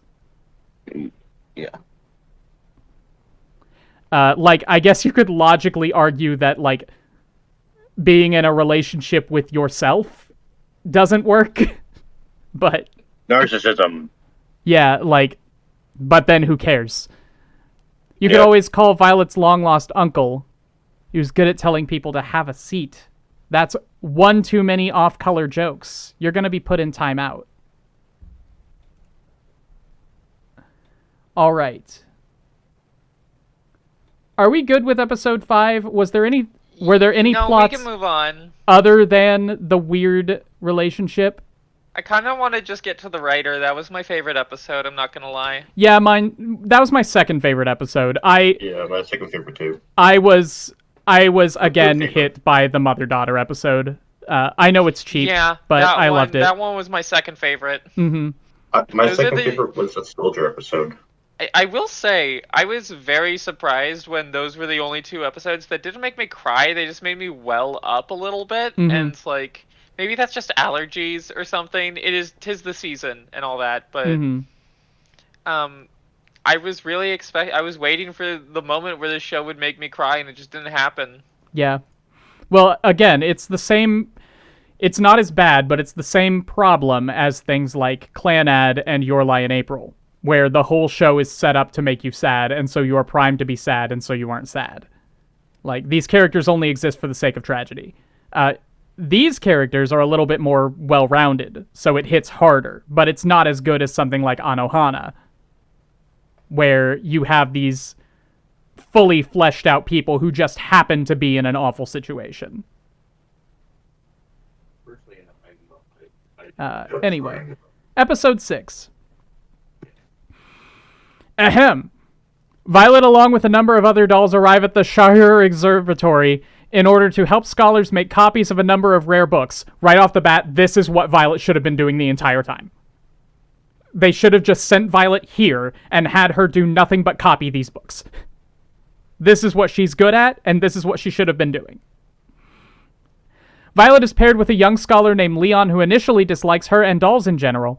However, he is impressed with how quickly she works and begins to soften when he sees that she doesn't care about his background or upbringing as an orphan. He invites Violet to view Ailey's Comet with him, which appears only once every 200 years, and she accepts. While the two stargaze, Leon explains that his father was also a scholar at the observatory but had disappeared on an expedition. His mother had then left home to search for him and never returned either, causing Leon to resent them and the concept of love. Violet then tells Leon that she had no known blood relatives but is completely devoted to Gilbert. It's then that Leon realizes that Violet is in love with Gilbert. No, that's not what happens. The next morning, Violet prepares to leave now that her job is complete. Leon sees her off and tells her instead of waiting at the observatory for his parents to return, he'll be traveling the world like Violet to go look for him. That's also not what he says. As Violet leaves, Leon wonders if he will ever encounter her again. I love Leon's logic here, where he says, "I'm going to go be a world traveler. I wonder if I will ever see you again." It's like, you'll be much more likely to see me again if you stay at the observatory. Right? Yeah. Yeah, episode 6. That's interesting. The place where Violet goes to meet these observatory people is called Estrella. And it had a King Reinhardt, according to one of the books that they were reading through. Reinhardt von Estrella is the ReZero guy. Yeah!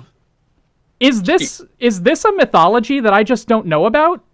No, it's one of Reinhardt's many blessings. Oh, yeah, no, this is actually the Estrella from ReZero.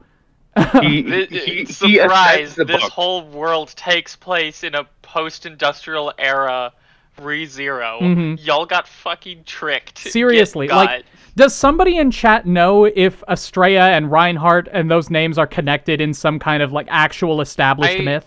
I almost feel like it has to be some kind of obscure Arthurian mythos or something. It can't be. I mean, it can be, I guess, but, like... It shan't be. It shan't be. It shall not be. Anyway, the only note that I had about this episode is that Leon's got Riz out the ears. Yeah. Leon. Right, that's him. Yeah, the main character of this episode who isn't Violet. No, I'm reminded of the episode of Pillow Boys where you go stargazing with the caterpillar. Are you sleepy yet? Mm-hmm. Yeah, there's not much to talk about this episode, yeah, really. I love the aesthetic. I'm a big fan of big archives like this that have people just living and working there. It really is just, all right, here's the guy. Here's your episode. The guy, and then let's introduce him to Violet, and now they're working together. They do a good job together. You know what this felt like? It felt like an episode of Pokemon. Oh my god, it did. Yeah, no. This was just a Pokemon episode. The main character goes to an interesting place, meets a cool person who has promised to come back in a future episode, maybe. And if then he's leaves. Popular enough. Yeah. And he was not. Well, there are no future episodes. What, you're gonna put Leon in the movie? Yes. Anyway, nobody's commenting on whether or not Estrella is a real fake place. I love real fake places. Real fake places. Mm-hmm. Come on down to real fake places. Isn't it another flower for theming? Astrantia is a flower. I don't know about Estrella. Let me look it up. Estrella flowers. They are a thing.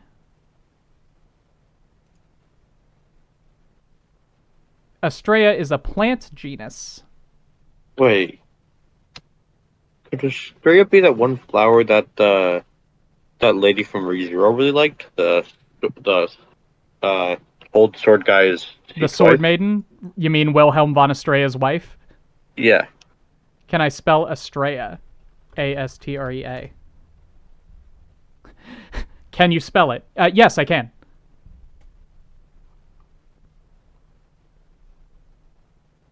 I mean, it's possible. It's probably true. I know that the writer of ReZero is big on very obvious very obvious symbolism like that. And yet somehow I still don't catch it. Probably because I'm looking at my phone while I watch ReZero. Tried Googling and got different things. I'll try digging. Dig is a defunct social network. I don't think you'll find anything there. I have nothing else to say about episode 7, I don't think. Yeah. We're on episode 7 right now? Episode 6, I mean. Yeah, because I remember episode 7 was, like, my favorite episode. The writer episode. This one's very good. This one's so good. You mean in general, I don't know the last thing you mentioned. Before Reddit existed, there was a social aggregate network called Dig. And It still exists, but nobody uses it anymore. That was the joke. All right, episode 7. Violet goes to assist a famous writer, Ernest Hemingway, in writing his next play. However, she arrives to find him a drunk recluse. Violet manages to convince Ernest to suspend his drinking while they work, and they begin writing the play. The play is about a girl named Olive who uses her power to summon magical spirits to defeat a beast, but in doing so sacrifices her ability and becomes stranded away from her home and her father. Violet becomes curious about how the story will end, but which Ernest hasn't decided upon yet. Violet then finds a parasol, triggering an angry outburst from Ernest. He admits to Violet that he based Olive off his daughter Olivia, who had died from an illness, and he is trying to write a play as a way to cope with his grief over her loss. Violet then inspires Ernest with the idea of Olive using her magical parasol to fly home. Ernest comes to terms with his daughter's death and thanks Violet. On the way home, Violet begins to suffer regrets over the people she had killed during the war, wondering how many had a happy ending she may have prevented. Upon returning to Leiden, Violet learns from Mrs. Evergarden that Gilbert is dead and confronts Hodgins. He admits that after their final mission, neither Gilbert nor his body could be found, but his dog tags were recovered, leading the army to presuming him dead. Violet remains in denial about Gilbert being dead and flees the post office in distress. Flees the post office in distress is a mood. Oh, yeah. Me when I flee the post office. You ever just fled the post office in distress? Versus fleeing it in happiness. I love fleeing post office. The only note that I have for episode 7 is when Violet is running her hand over the script and says, "Ah, I must suffer the consequences of the sins I have committed for the rest of my life." Mood. Big mood. Yep. Honestly, I cried a lot episode 7. This episode is one of the episodes that made me well up, and you know what? It's definitely just the familial bond. It's just very tragic, and Yeah.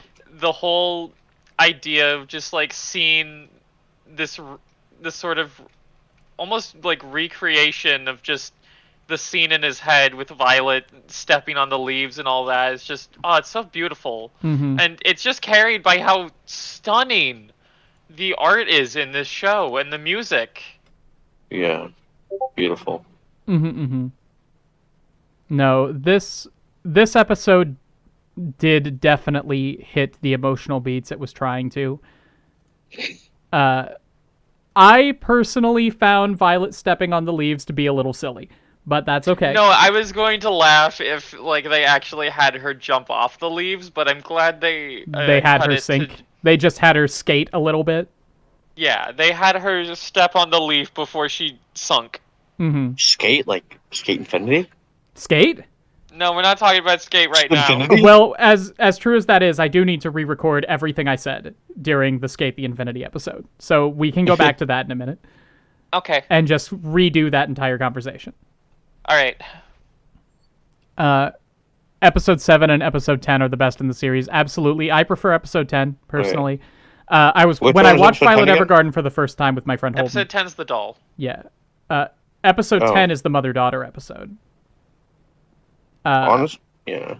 So, when I was watching Violet Evergarden for the first time with my friend Holden, neither of us was very impressed with it, and I'm still on the fence about it, but episode 10 is a 9 out of 10 episode of anime, hands down. Yeah. Let's see. There's not much specific to say about this episode. The vibes were immaculate. And also, I liked the entire show more this time than I did last time. But especially this episode, there was another one. Let me see.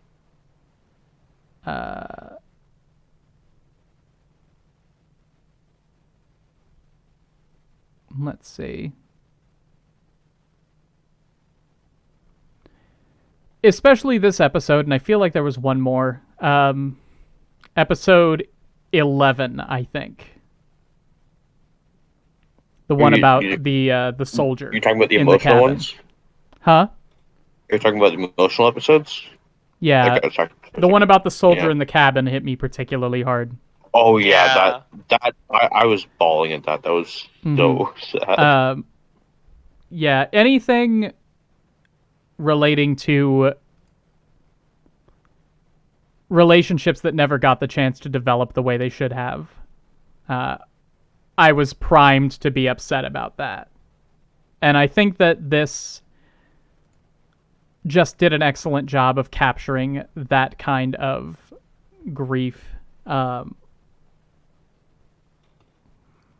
where there's no way to actually get better. You just have to learn to live worse than you were and be okay with that. Yeah.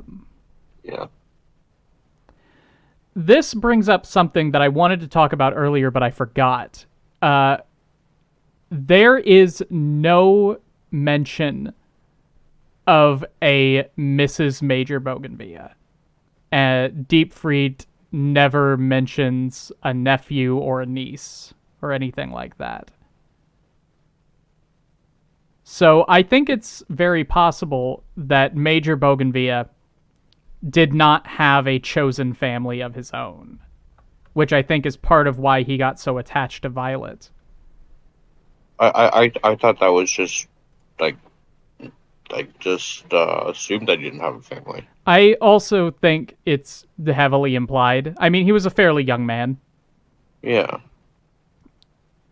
He wouldn't have time for a family with all the military stuff. That's not necessarily true. Plenty of soldiers have families. Yeah, you're right. But he was an officer, so I guess he was busier.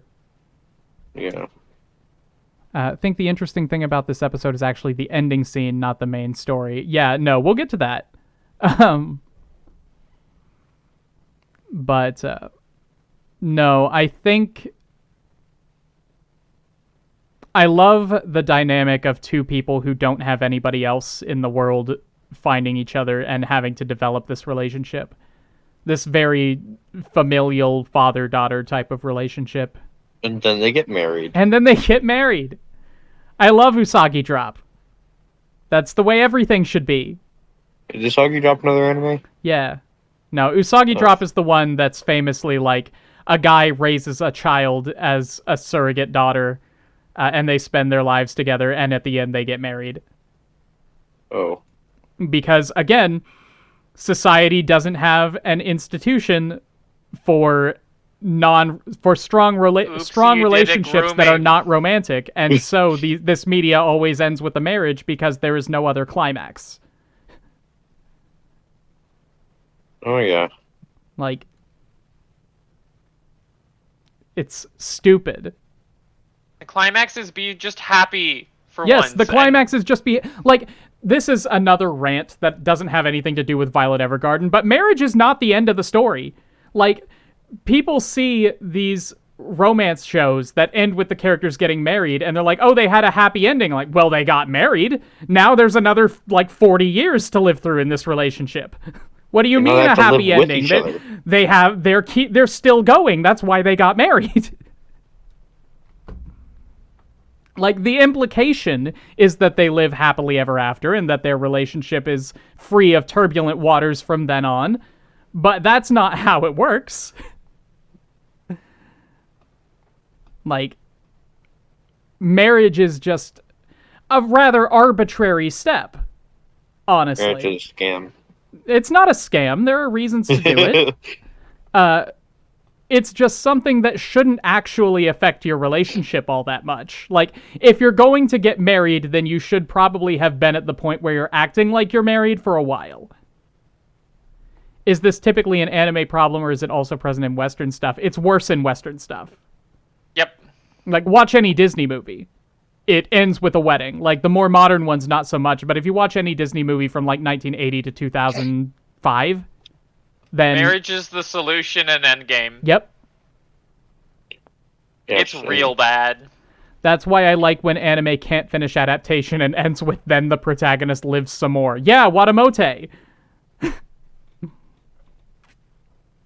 Yeah, that's my marriage rant. I hate when media ends with a wedding. It's such a non-ending that's trying to masquerade as an ending. Like, it's just a way to say, and the relationship continued and they kept being happy. But, again, There is no equivalent of a marriage for a friendship or for an adoptive parent-child relationship or anything that isn't romantic. There's no shorthand for, and then the relationship continued and they were happy. So if you're a bad writer, you end it with a marriage. You decide, oh, this was actually a romantic relationship the entire time, because now I can have a wedding to show that the story is over and that their relationship is not going to change.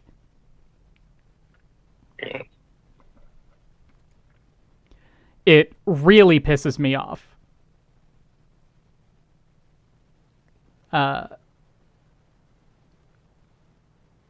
Anyway, this episode is great. The guy can't wind up marrying his daughter because she's dead, and I love that. I don't think the writer... I don't think we're concerned with the writer marrying his daughter. Mm-hmm. If that were a plot line, we would have had a lot more to be concerned about. Yeah. But we've already talked about all that. On this marriage thing, that's why you think Violet Evergarden should have ended with just the show. The show is about healing from trauma, not love. No, the show is about love. And the show is about how love can help you heal from trauma. It's not the only way. But it's not about romantic love. And that is the point. All kinds of love. Yes. Every single episode of this show is about a different kind of love and how love affects people. How love can cause trauma, how love can help you heal from trauma, and just what love is in general as this very vague and all-encompassing word. And I think it does a very good job exploring that. But yes, from what I've heard about the movie and the OVAs, they should not have existed. But I haven't seen them. It's like marriage is used as a metaphor for happiness. Yes, exactly. Do we have anything else to say about episode 7? I really hate to just cut off this discussion. Yes? No, yeah, the problem is that it's like, when something's really good, we kind of just have to go with, it's really good, here's things that make it good, and that's all we can talk about. Mm-hmm. Yeah, end scene. Thank you, Castile. The end scene when Violet learns that Gilbert is dead is fantastic. Yep. Like...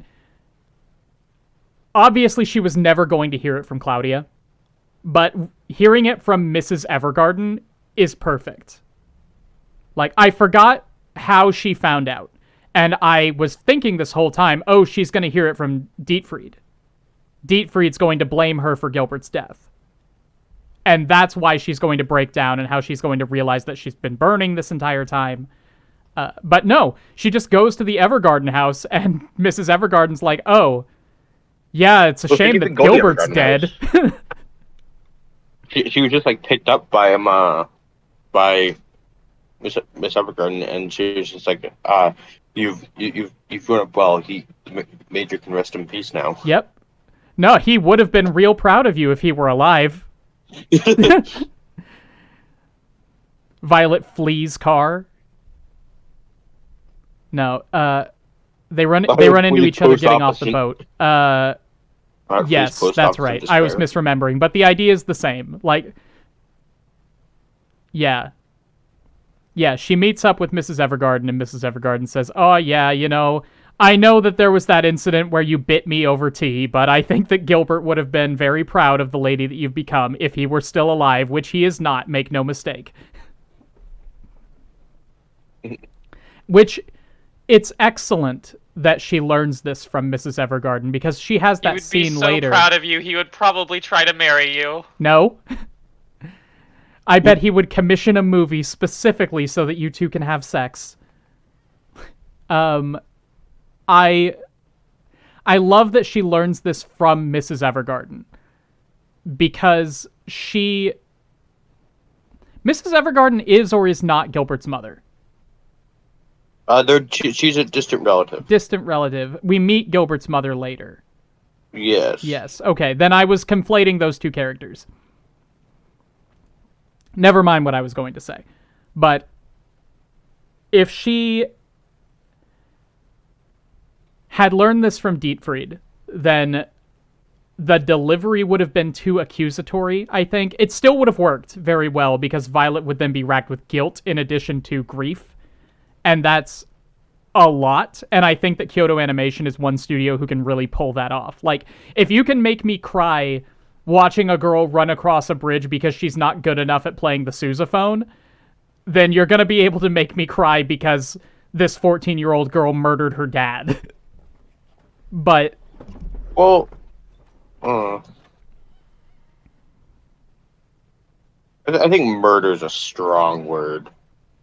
Murder's a strong word. We shouldn't be using this in this wartime drama. Well, I mean, for her trying to save him and she didn't. I know she didn't kill him. I know that Violet did not kill Gilbert Bougainvillea. Why does he have such a fake name? I love it when anime give people Western names. It's very fun. Enric Dobson, or whatever that baseball game was. You guys remember the Game Grumps episode about the baseball game with all the fake Western names? Yeah. Hell yeah. That's a great list of names. Oh, yeah. God, I love baseball. Baseball. But no, the names in this show are all just off enough. And it's quite nice. Like, even Evergarden is not a real name. But yeah, I feel like if she had learned it from Dietfried, the vibe would have been very different. I think it still could have worked. I just really like what we got. Yeah. I think that happened on a different episode. Okay. Yeah, Violet remains in denial and flees the post office in distress, but she knows. Like, she has become emotionally aware enough that she is no longer, like, actually denying it. She is in the denial stage of grief. And she wouldn't be grieving if she didn't think it was true. Yep. Anyway, episode 8 or something else? I'll just bring it up now. I really like how they did him when Violet, I think I'm pretty sure it's the next episode, but when Violet goes to talk to Deep Fried whatever, and asked him if the Major really is dead, and he's like, "You didn't know?" Mm-hmm. Just like his the delivery on that line. Yeah, and just him like his I guess expression when he realized like, she didn't know, and that I just imagine that would have made more sense if for him to be more angry at her before when he thought that she did know that he had died or supposedly died. Mm-hmm. And just had completely forgotten about him. Yep. How dare you not know my brother died, because that makes it very awkward to throw all of my emotional trauma onto you. Yep. No, there's not much to say about that. It's just, I do remember the delivery on that line. As much as we were shitting on Dietfried's voice actor earlier, I felt that one. Yeah. Mm-hmm. Yeah. No, Dietfried's such a cool character. He's done a little bit dirty, just like I said, how he's portrayed as this cartoonish antagonist in the first few episodes. It's just like, you killed all those people with those hands! But... the people of my men who were doing horrible things. Mm-hmm. He just constantly dehumanizes Violet. They could have done more to at least foreshadow that he wasn't just a two-dimensional antagonist. But I do really like his character. How Deep Fried is very good. Yeah, where he is just as devastated by Fried. Gilbert's death as Violet is, and he can't express it. Yeah. I love a repressed man. I love a man who can't express his emotions. I love a man I can fix by punching him in the face. I can fix him.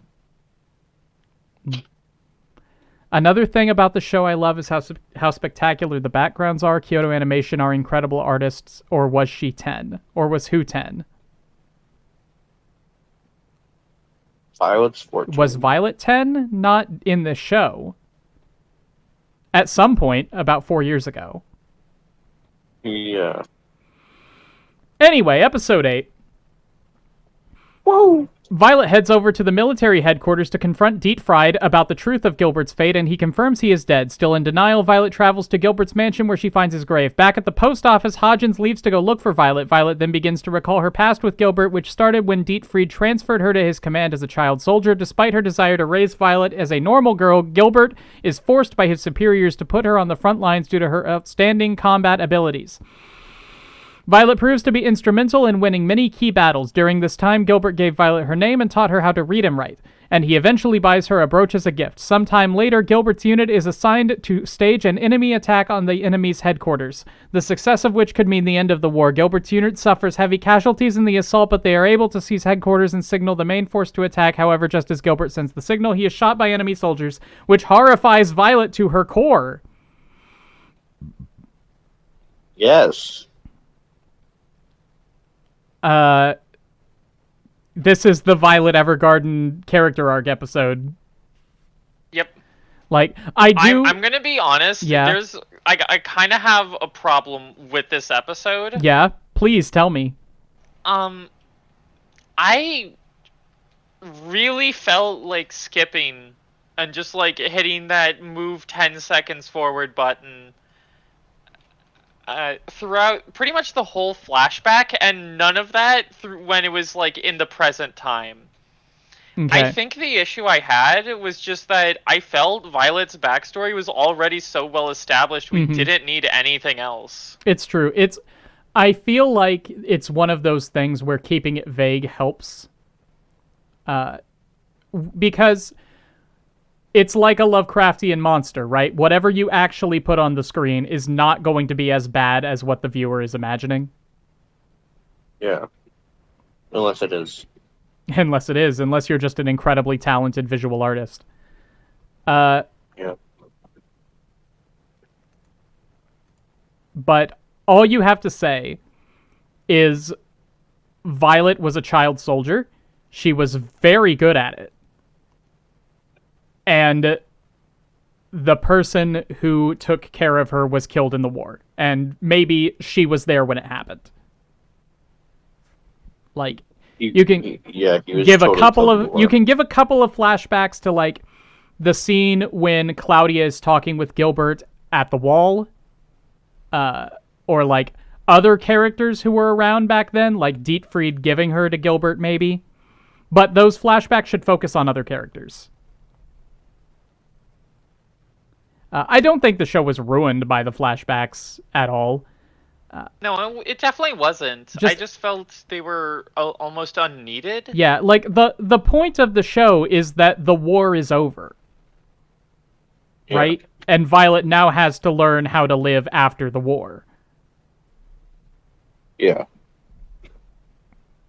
How to live as a person. Yeah. Like, she's not getting orders. She's not killing people anymore. She has to continue her life. So all of this, like she doesn't know how to live. Yeah, I get it. The focus on the war is the same thing that Violet is doing, in a sense. Like, the show focuses on the war because Violet is focusing on the war. Yeah. But we don't need to actually go back in time and see the war for that to be true. We can just see its effect on Violet.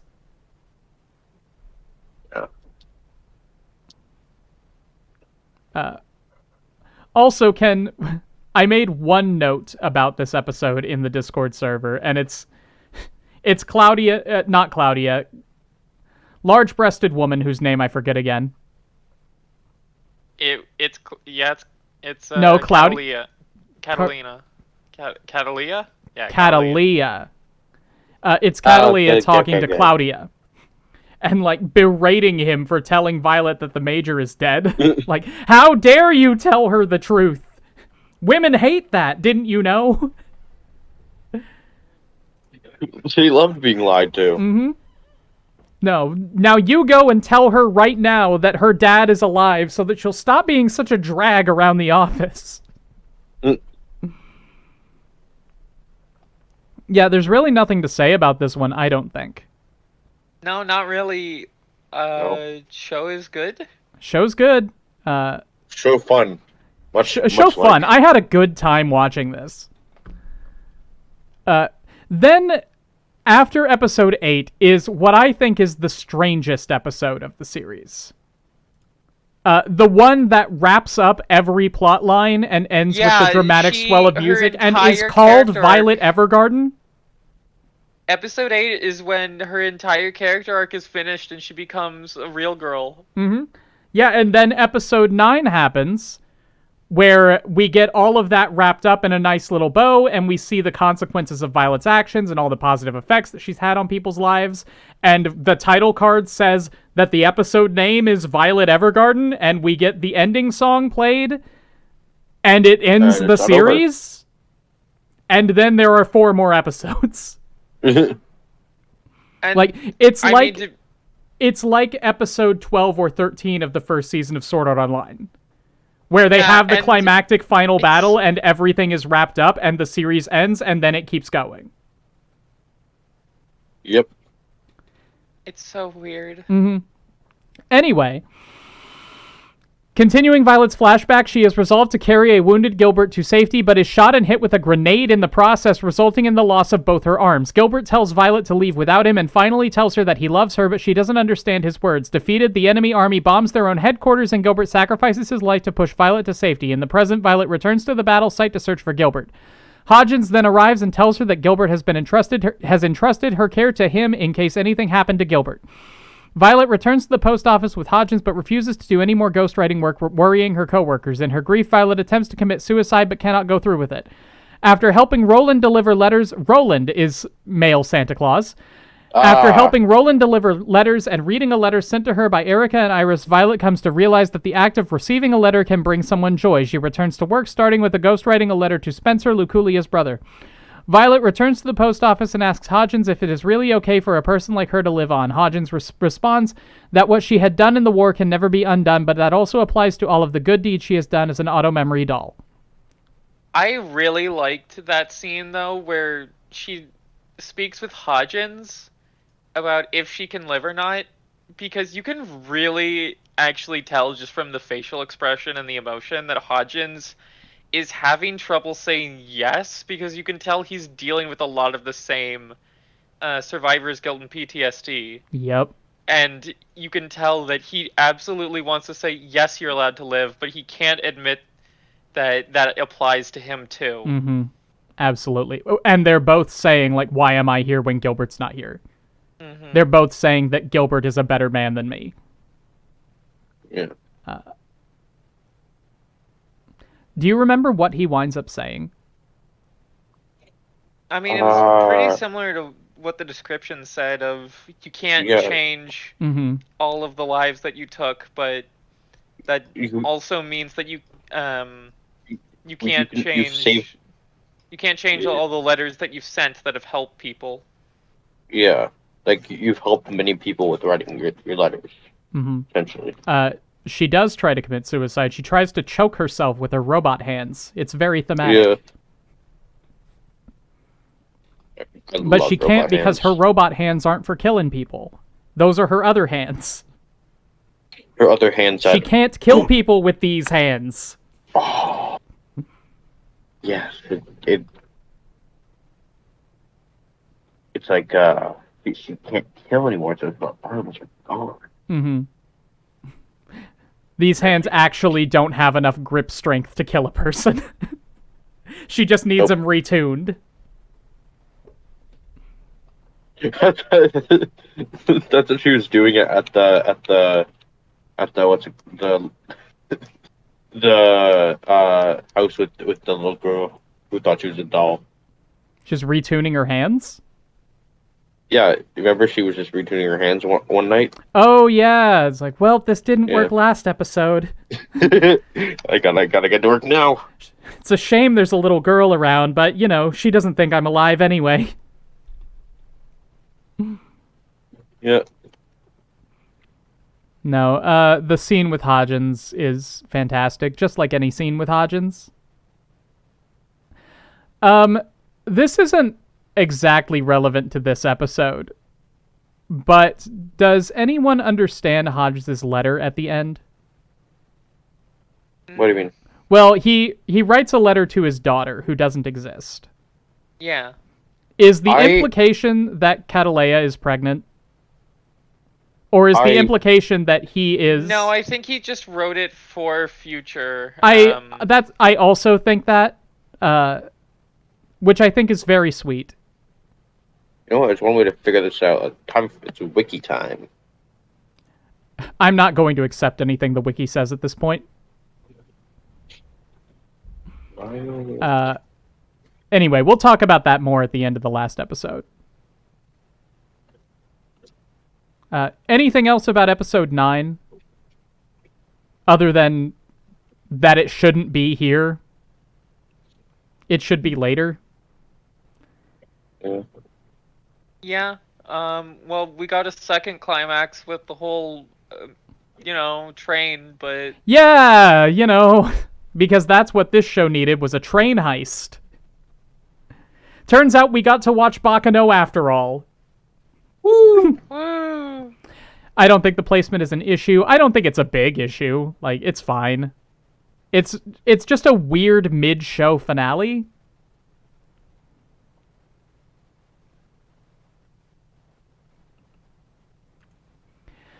Anyway, episode 10, which is, in my opinion, the best episode of the show. I can respect that. Mm-hmm. Violet arrives at a mansion where a 7-year-old girl named Anne lives with her wealthy but sickly mother. Anne's mother has hired Violet for 7 days to write letters, but Anne is not told what the letters are about or who they are for. In addition, Anne is both mistrustful and fascinated by Violet, as she mistakenly believes her to be an actual living doll due to her prosthetic arms. Over the next week, Anne comes to accept Violet, but cannot accept being separated from her mother while the letters are written. After an angry outburst by Anne, Violet manages to calm Anne down and convince her not to blame herself for her mother's illness. With the intimate letters written finally, Violet leaves and eventually the mother dies. Afterwards, Anne begins receiving the letters from her mother written by Violet and eventually grows up to start a family of her own. Back at the post office, Violet reveals to her coworkers that the letters would be delivered to Anne on her subsequent birthdays for the next 50 years and is overcome with emotion at the thought of young Anne having to live all alone after her mother's untimely death. I'm very happy that the mother didn't die immediately after Violet left. Yeah, that would have been that would have been real. Like, yeah, got another good year and a quarter, something like that. Yeah, she got to spend time with her daughter. Mm-hmm. Are we watching the anime? Well, hopefully you already did. But yeah, I'm very glad that the mother didn't die as soon as Violet left. I think that there's a good argument to be made that the mother could have died while Violet was there. But to be honest, it feels cheap. I get that. I do get that for sure. I don't agree, but I think it was very close to that line. The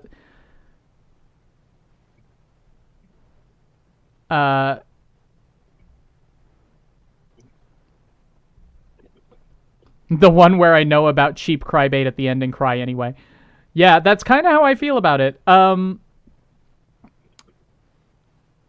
But yeah, I feel like there's an argument to be made that Violet could have died after a couple of letters, or not Violet. If Violet died, that would have been a very interesting decision.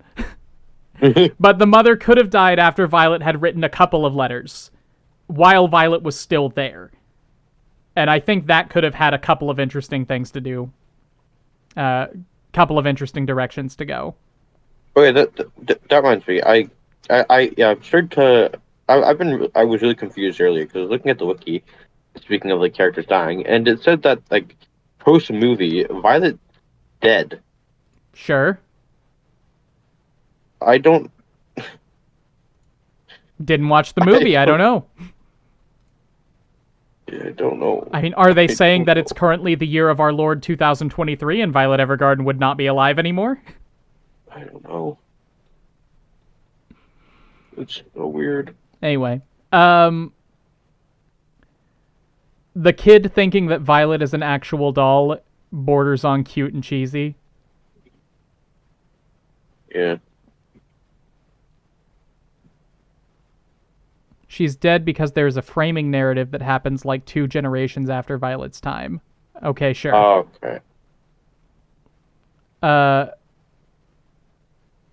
Anyway, yes, I understand the argument that this is cheap crybait, but It's great cheap it crybait. works. It's very well constructed cheap crybait. My favorite cheap crybait.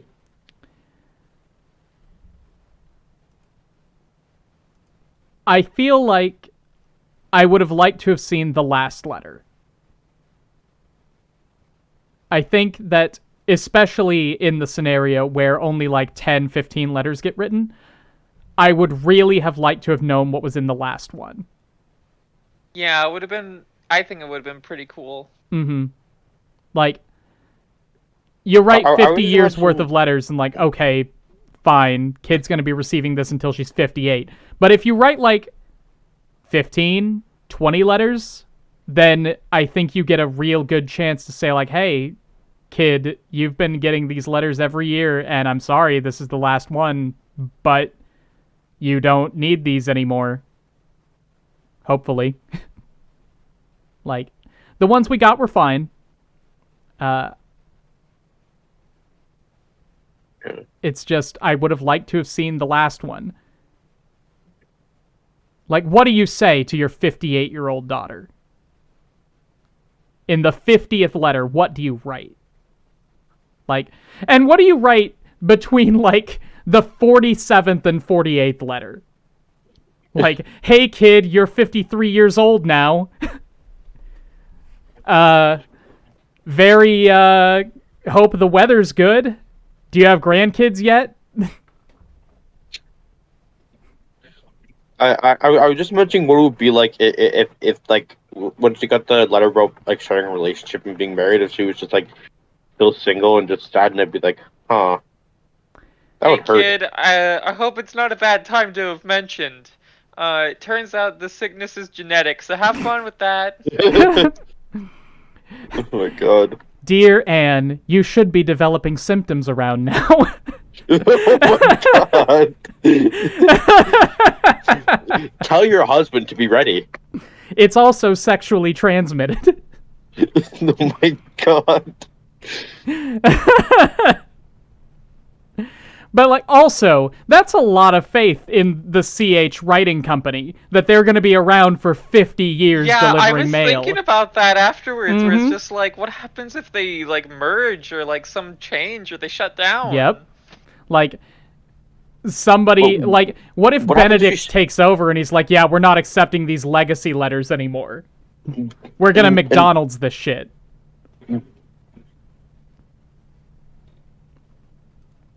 What if the like girl just dies? Yeah, like, what if the girl dies at 10 years old? Do the letters still get delivered to that address? Is Well, some no, other yeah. person opening these letters like, aw, man, Anne's mom must really love her. I don't know Crazy if you she guys made open other 50 of people's these mail. Of things, course though. I don't. That's a federal offense.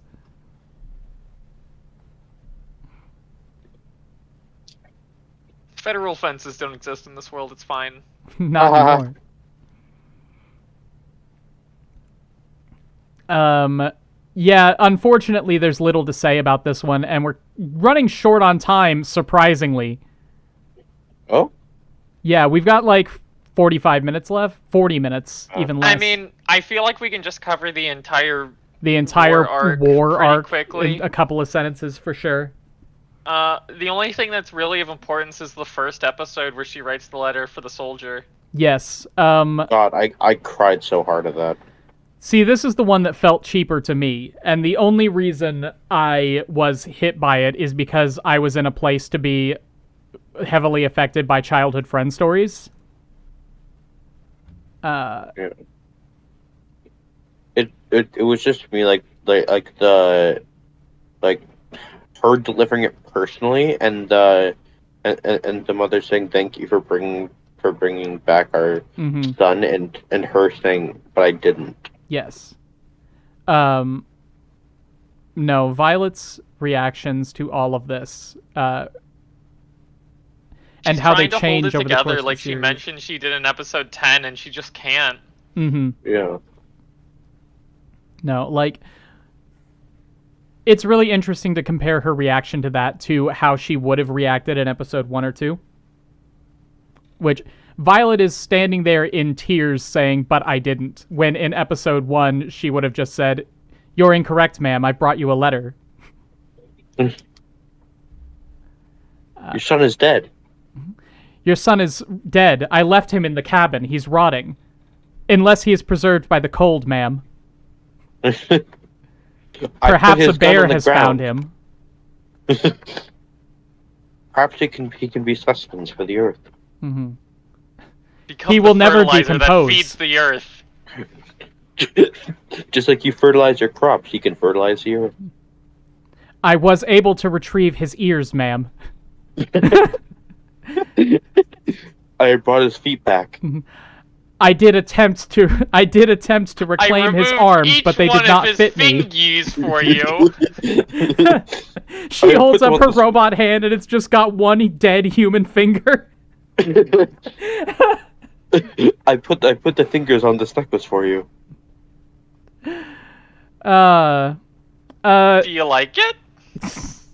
Again, very little to say. I love that Hodgins says, "Yeah, we're not doing this one." Like, yeah, our motto is "We will meet you anywhere, but not here." Not in a war zone, which, you know what, fair. Mm-hmm. No, that's totally reasonable. It's Yeah. just if you have Violet Evergarden, the Battle Maiden of Leichenschaflik, on your staff, then you're like, okay, we're gonna take this opportunity to deliver mail to war zones. Like, that's just bad business sense if you don't take advantage of that opportunity. But it's dangerous, and he wants Not for Violet to live a Evergarden. normal life. The Battle Maiden of Leichenschaflik. No, I love watching Violet jump out of a fucking plane and kill some dudes. I don't think Yeah. she even killed any of them. She intentionally doesn't kill some dudes, but she kills some dudes. Like, Batman she kills doesn't some kill dudes, but you know how it is. And then she lets one guy go Tell the others. she shouldn't have let go. Mm-hmm. Yeah. Just saying, things would have been a lot easier if she killed everyone. Yep.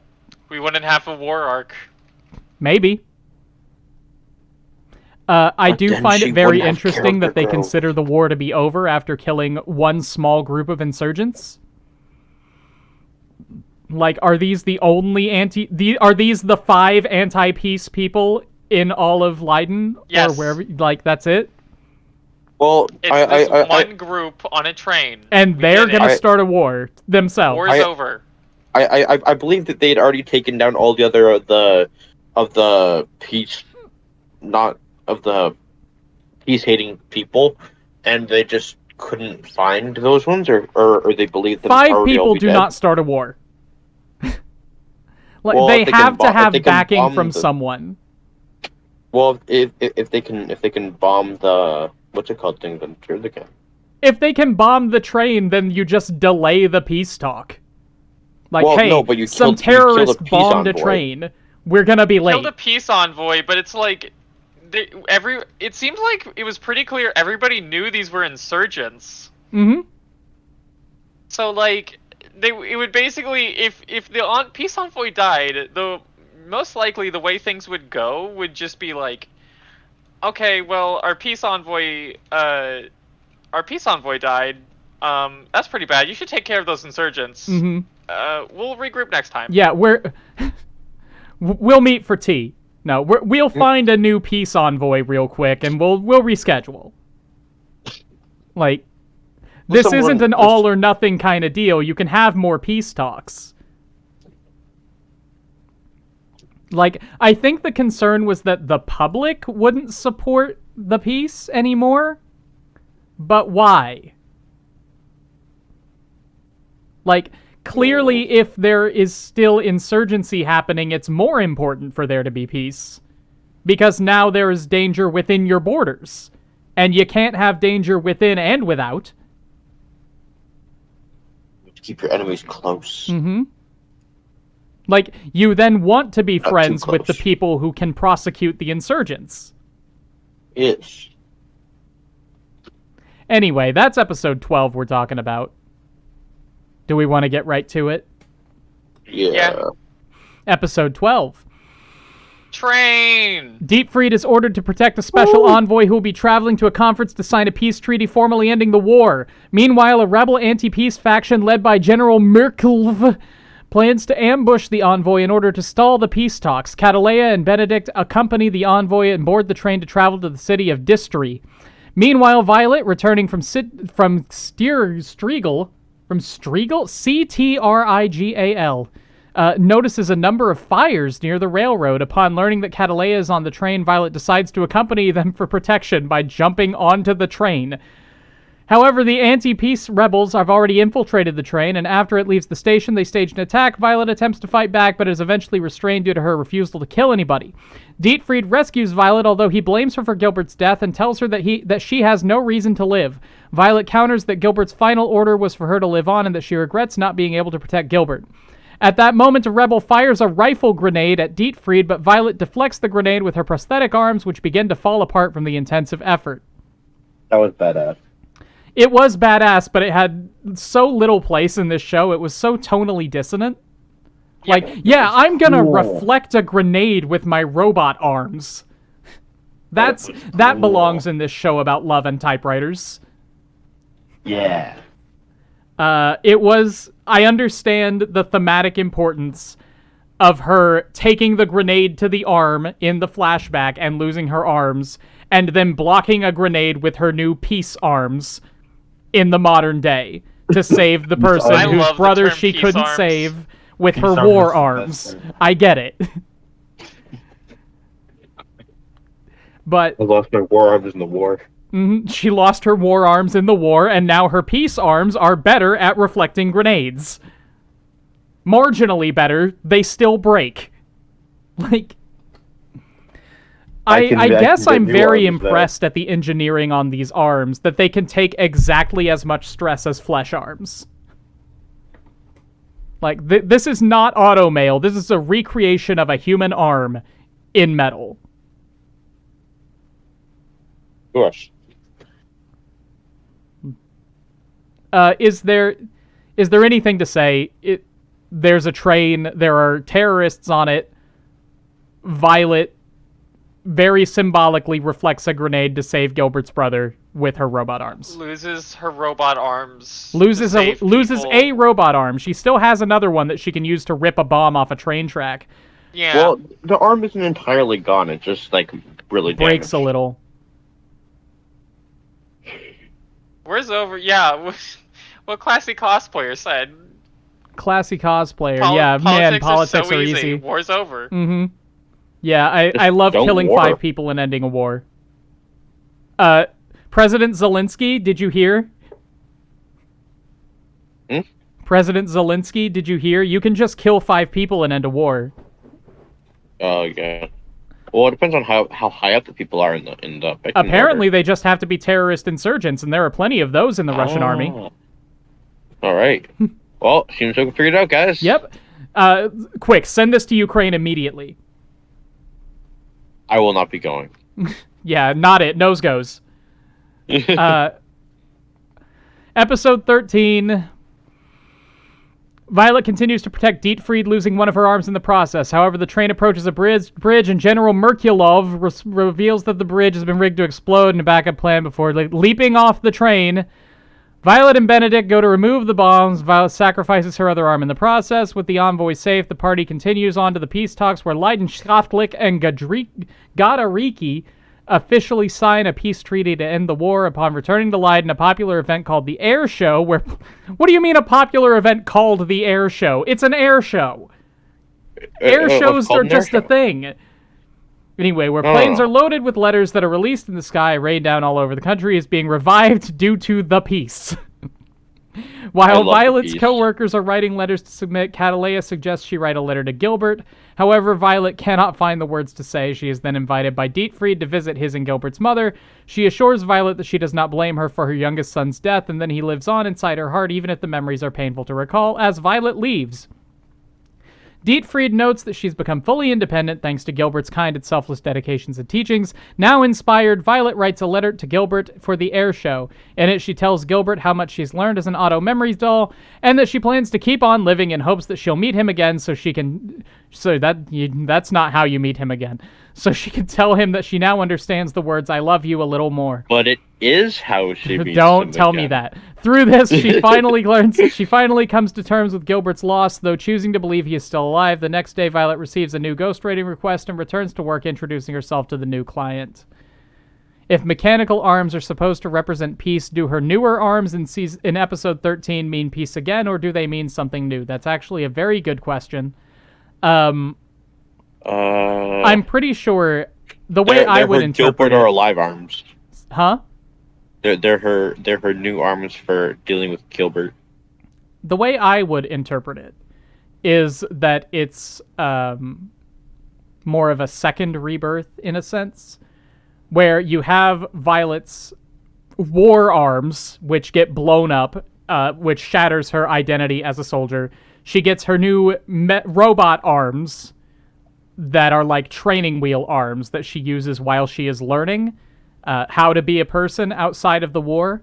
An act of war occurs where her new identity is tested, is literally exploded by a grenade again, but in an act of peace, which is to say ripping the bomb off of the train track, she loses her arms, but then she gets new arms that are exactly like the old ones, which solidifies this new identity. That's just off the top of my head, though.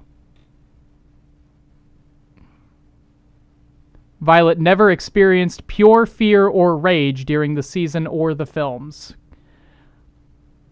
I think that depends on what you mean by pure fear.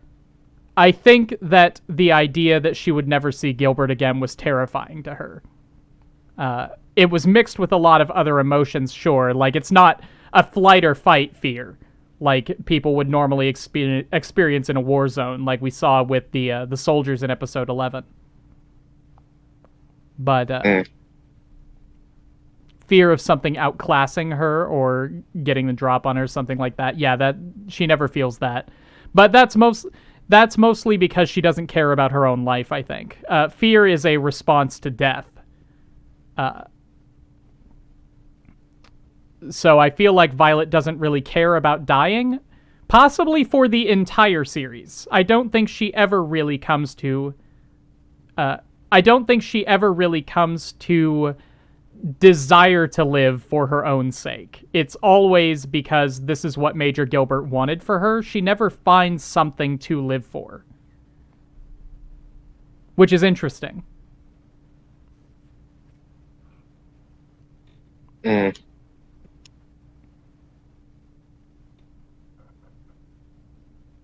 Anyway, Yeah. this is the last episode. We get the fuck is the man's name? Hodgins. We get Hodgins' letter, which I just thought was very sweet. It was. It was very cute. I also buy it as the kind of letter that you would write and put in an envelope and never let anyone see.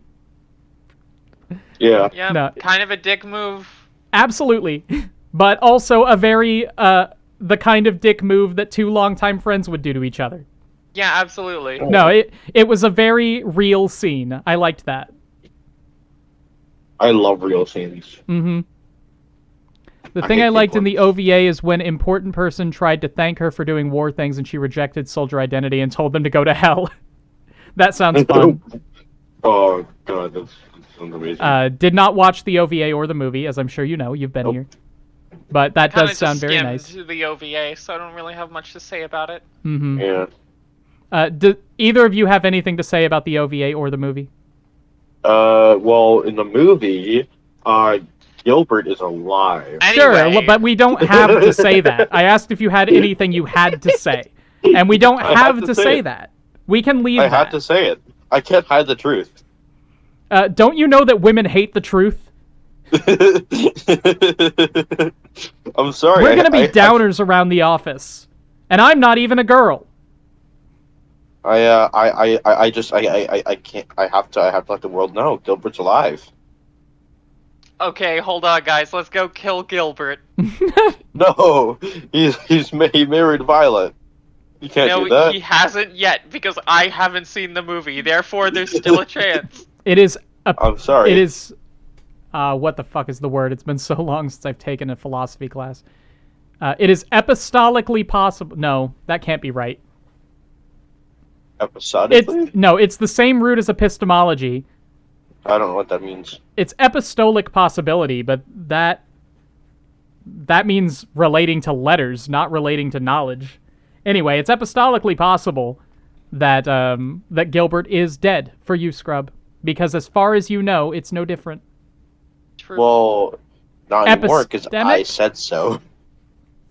If anybody knows, please correct me.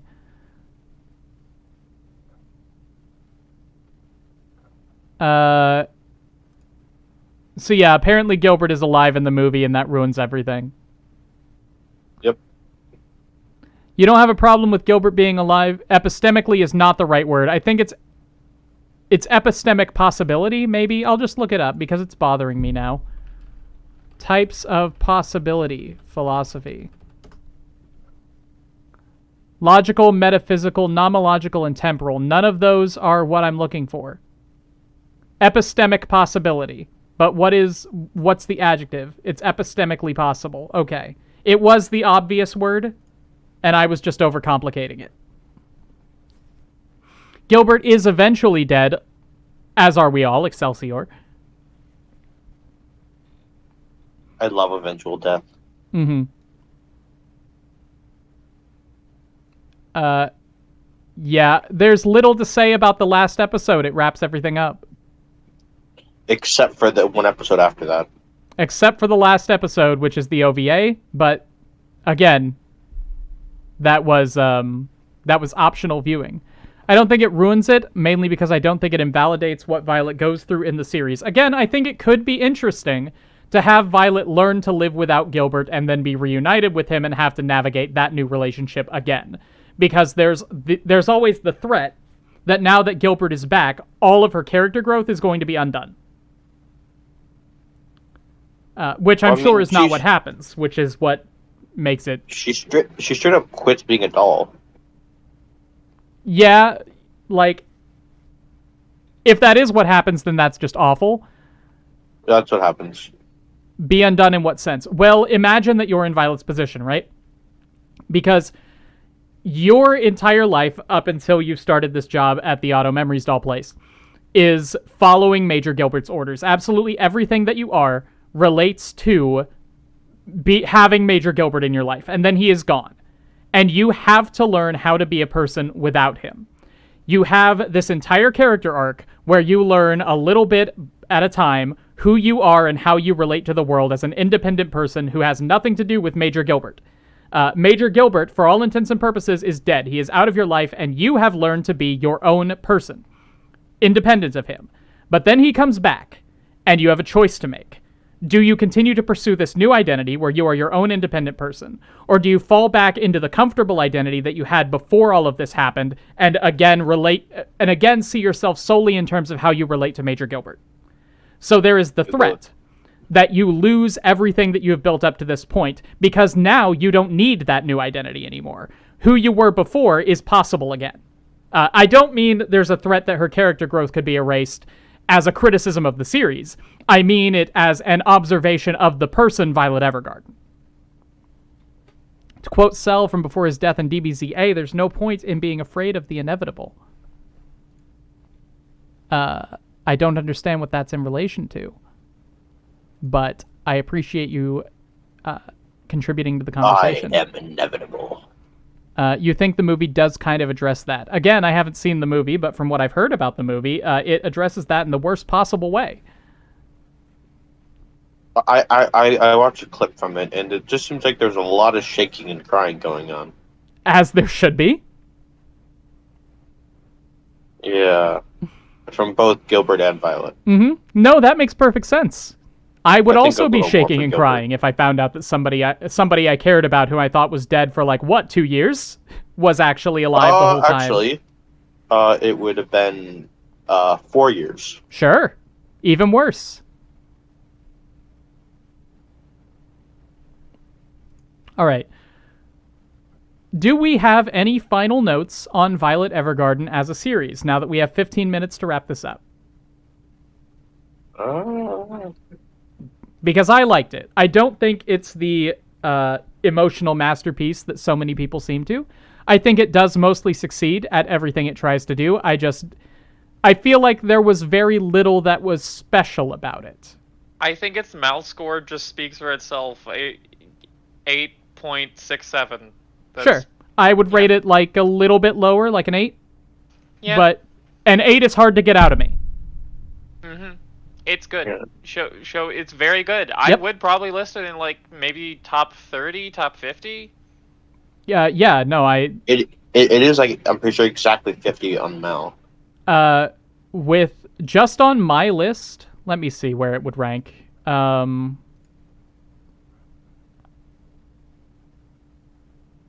Yeah, if it's rated an 8 out of 10, profile completed. I have seen 150 anime on Mal. Sort by score. 2, 3, 4, 5, 6, 7, 8,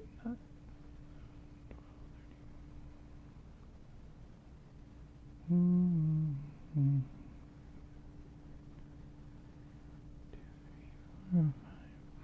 It would rank in the top 35 out of 150. So, roughly the top 30%. Production value is great. No doubting that. Music is phenomenal, but we've talked about that. Special in the way it integrates episodic narratives with Violet's overarching story. I feel like episodic shows pretty much always try to do that. You've got Monster of the Week shows, which are a different kind of thing. But when you have an episodic show with a core cast like this, I think it's pretty typical for them to have a little bit of character growth. Yeah.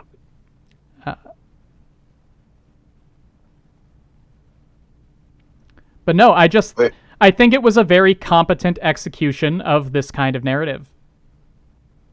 Yeah. I don't think it did much different than other war stories or post-war stories.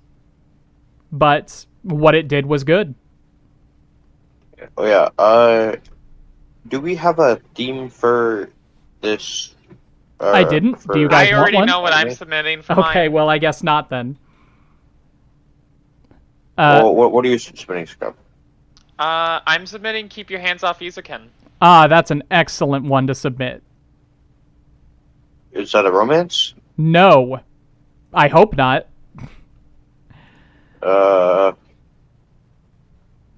What did you have in mind?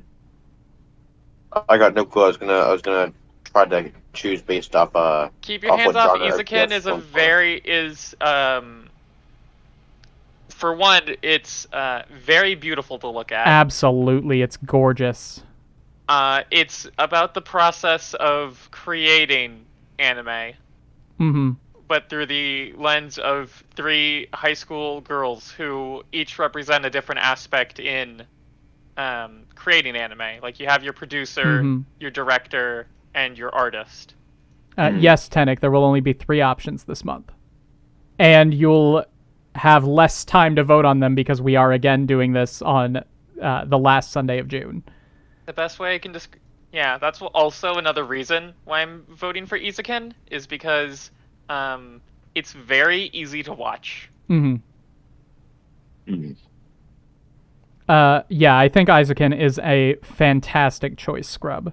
What do I want to submit? Anohana jumps out to me. Oh, Maidens in Your Savage Season.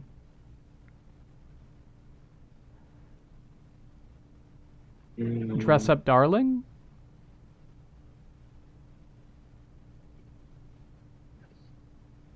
It's a shame Welcome to the NHK is 24 episodes. Yeah. Why am I not sorting these by episode count?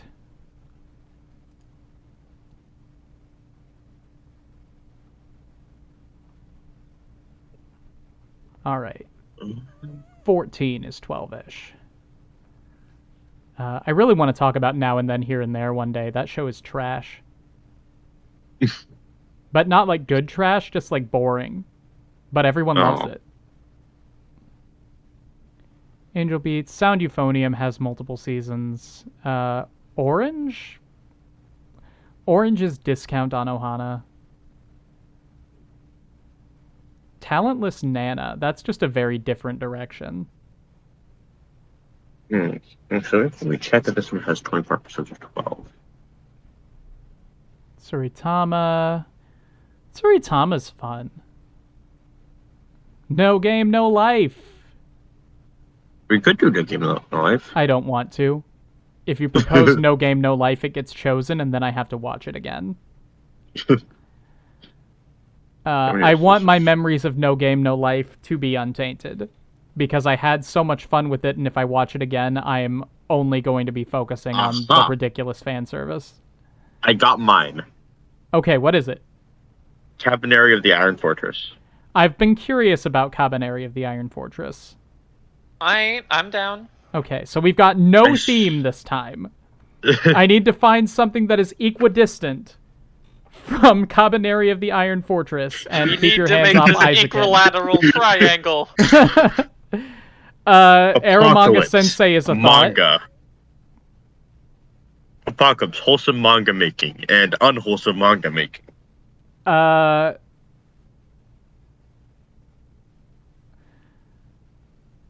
Let's see.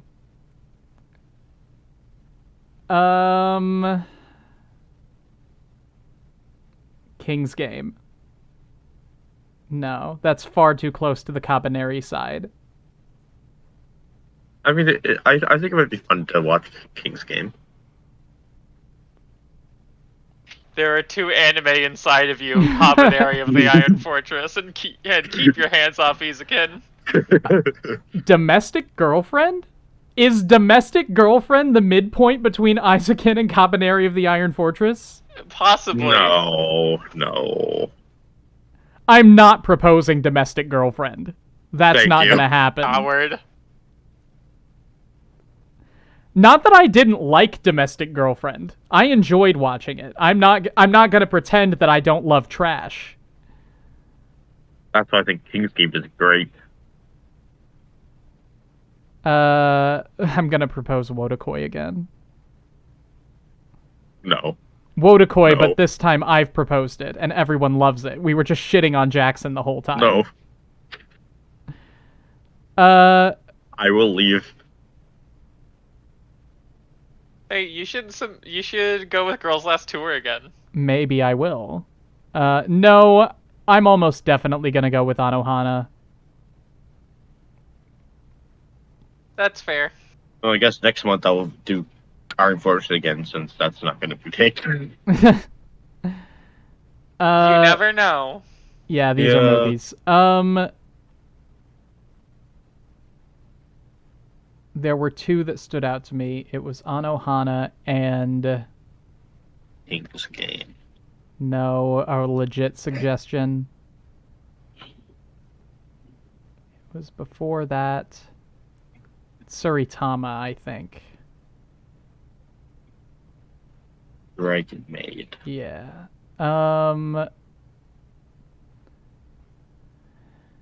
You just say Dragon Maid? Yep. Dragon Maid.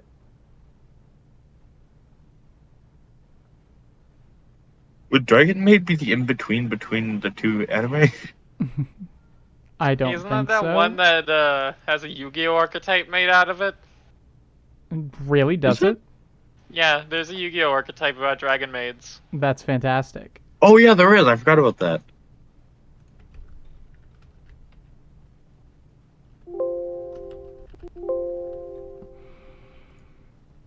Okay. I am officially proposing Ano Himita Hana no Namae wa Bokutachi wa Madai Shiranai. I know. Anohana, Yeah. the flower we saw that day. And okay, I am got it. I am now, half actually. sure that it's going to win, and I'm sorry for destroying you all. No, I want Cabaneri to win. It's been so long since I've seen it, and it was Easy breezy. Easy breezy. I do really want to watch Isaacin, and I wanted to propose something that would lose to Isaacin, but I haven't, and we're watching Anohana. I want to watch Cabaneri. I feel like Cabaneri was going to lose to Isaacin. Yeah. Catch me posting the voting link in several discords asking people to vote for Isaacin. Please. I think I would rather watch Isaacin. I feel like the entire debate is just us going to be pronouncing it different ways and just fighting each other on We how never to address pronounce it. You know what? No, it's Isaacin. You're right. But we just I'll say it pronounce it more Ikizin. emphatically every time. Okusin? Yeah, well, while I was watching Isaacin... I'll pronounce it Ikizin. Sometimes Y, so Yikazin. I'll All just right. change it this time. Everyone on YouTube, thank you all very much for coming to our Awesome. discussion about Violet Evergarden. I hope you enjoyed it, and I hope that you felt like you were seen during this whole thing. Thank you for participating in chat. I always love to see what you all have to say. If you would like to join this Discord call for the next one when we talk about probably Anohana, you may go to patreon.com/explanationpoint to find out how. Have I seen Orishura? I don't know what that is. You can go to patreon.com/explanationpoint to find out how you can get in on this Discord call for the next anime club. I hope you all had a good time. I certainly had a good time, and I will see you next week for games. Gooby. Hell yeah. Gooby.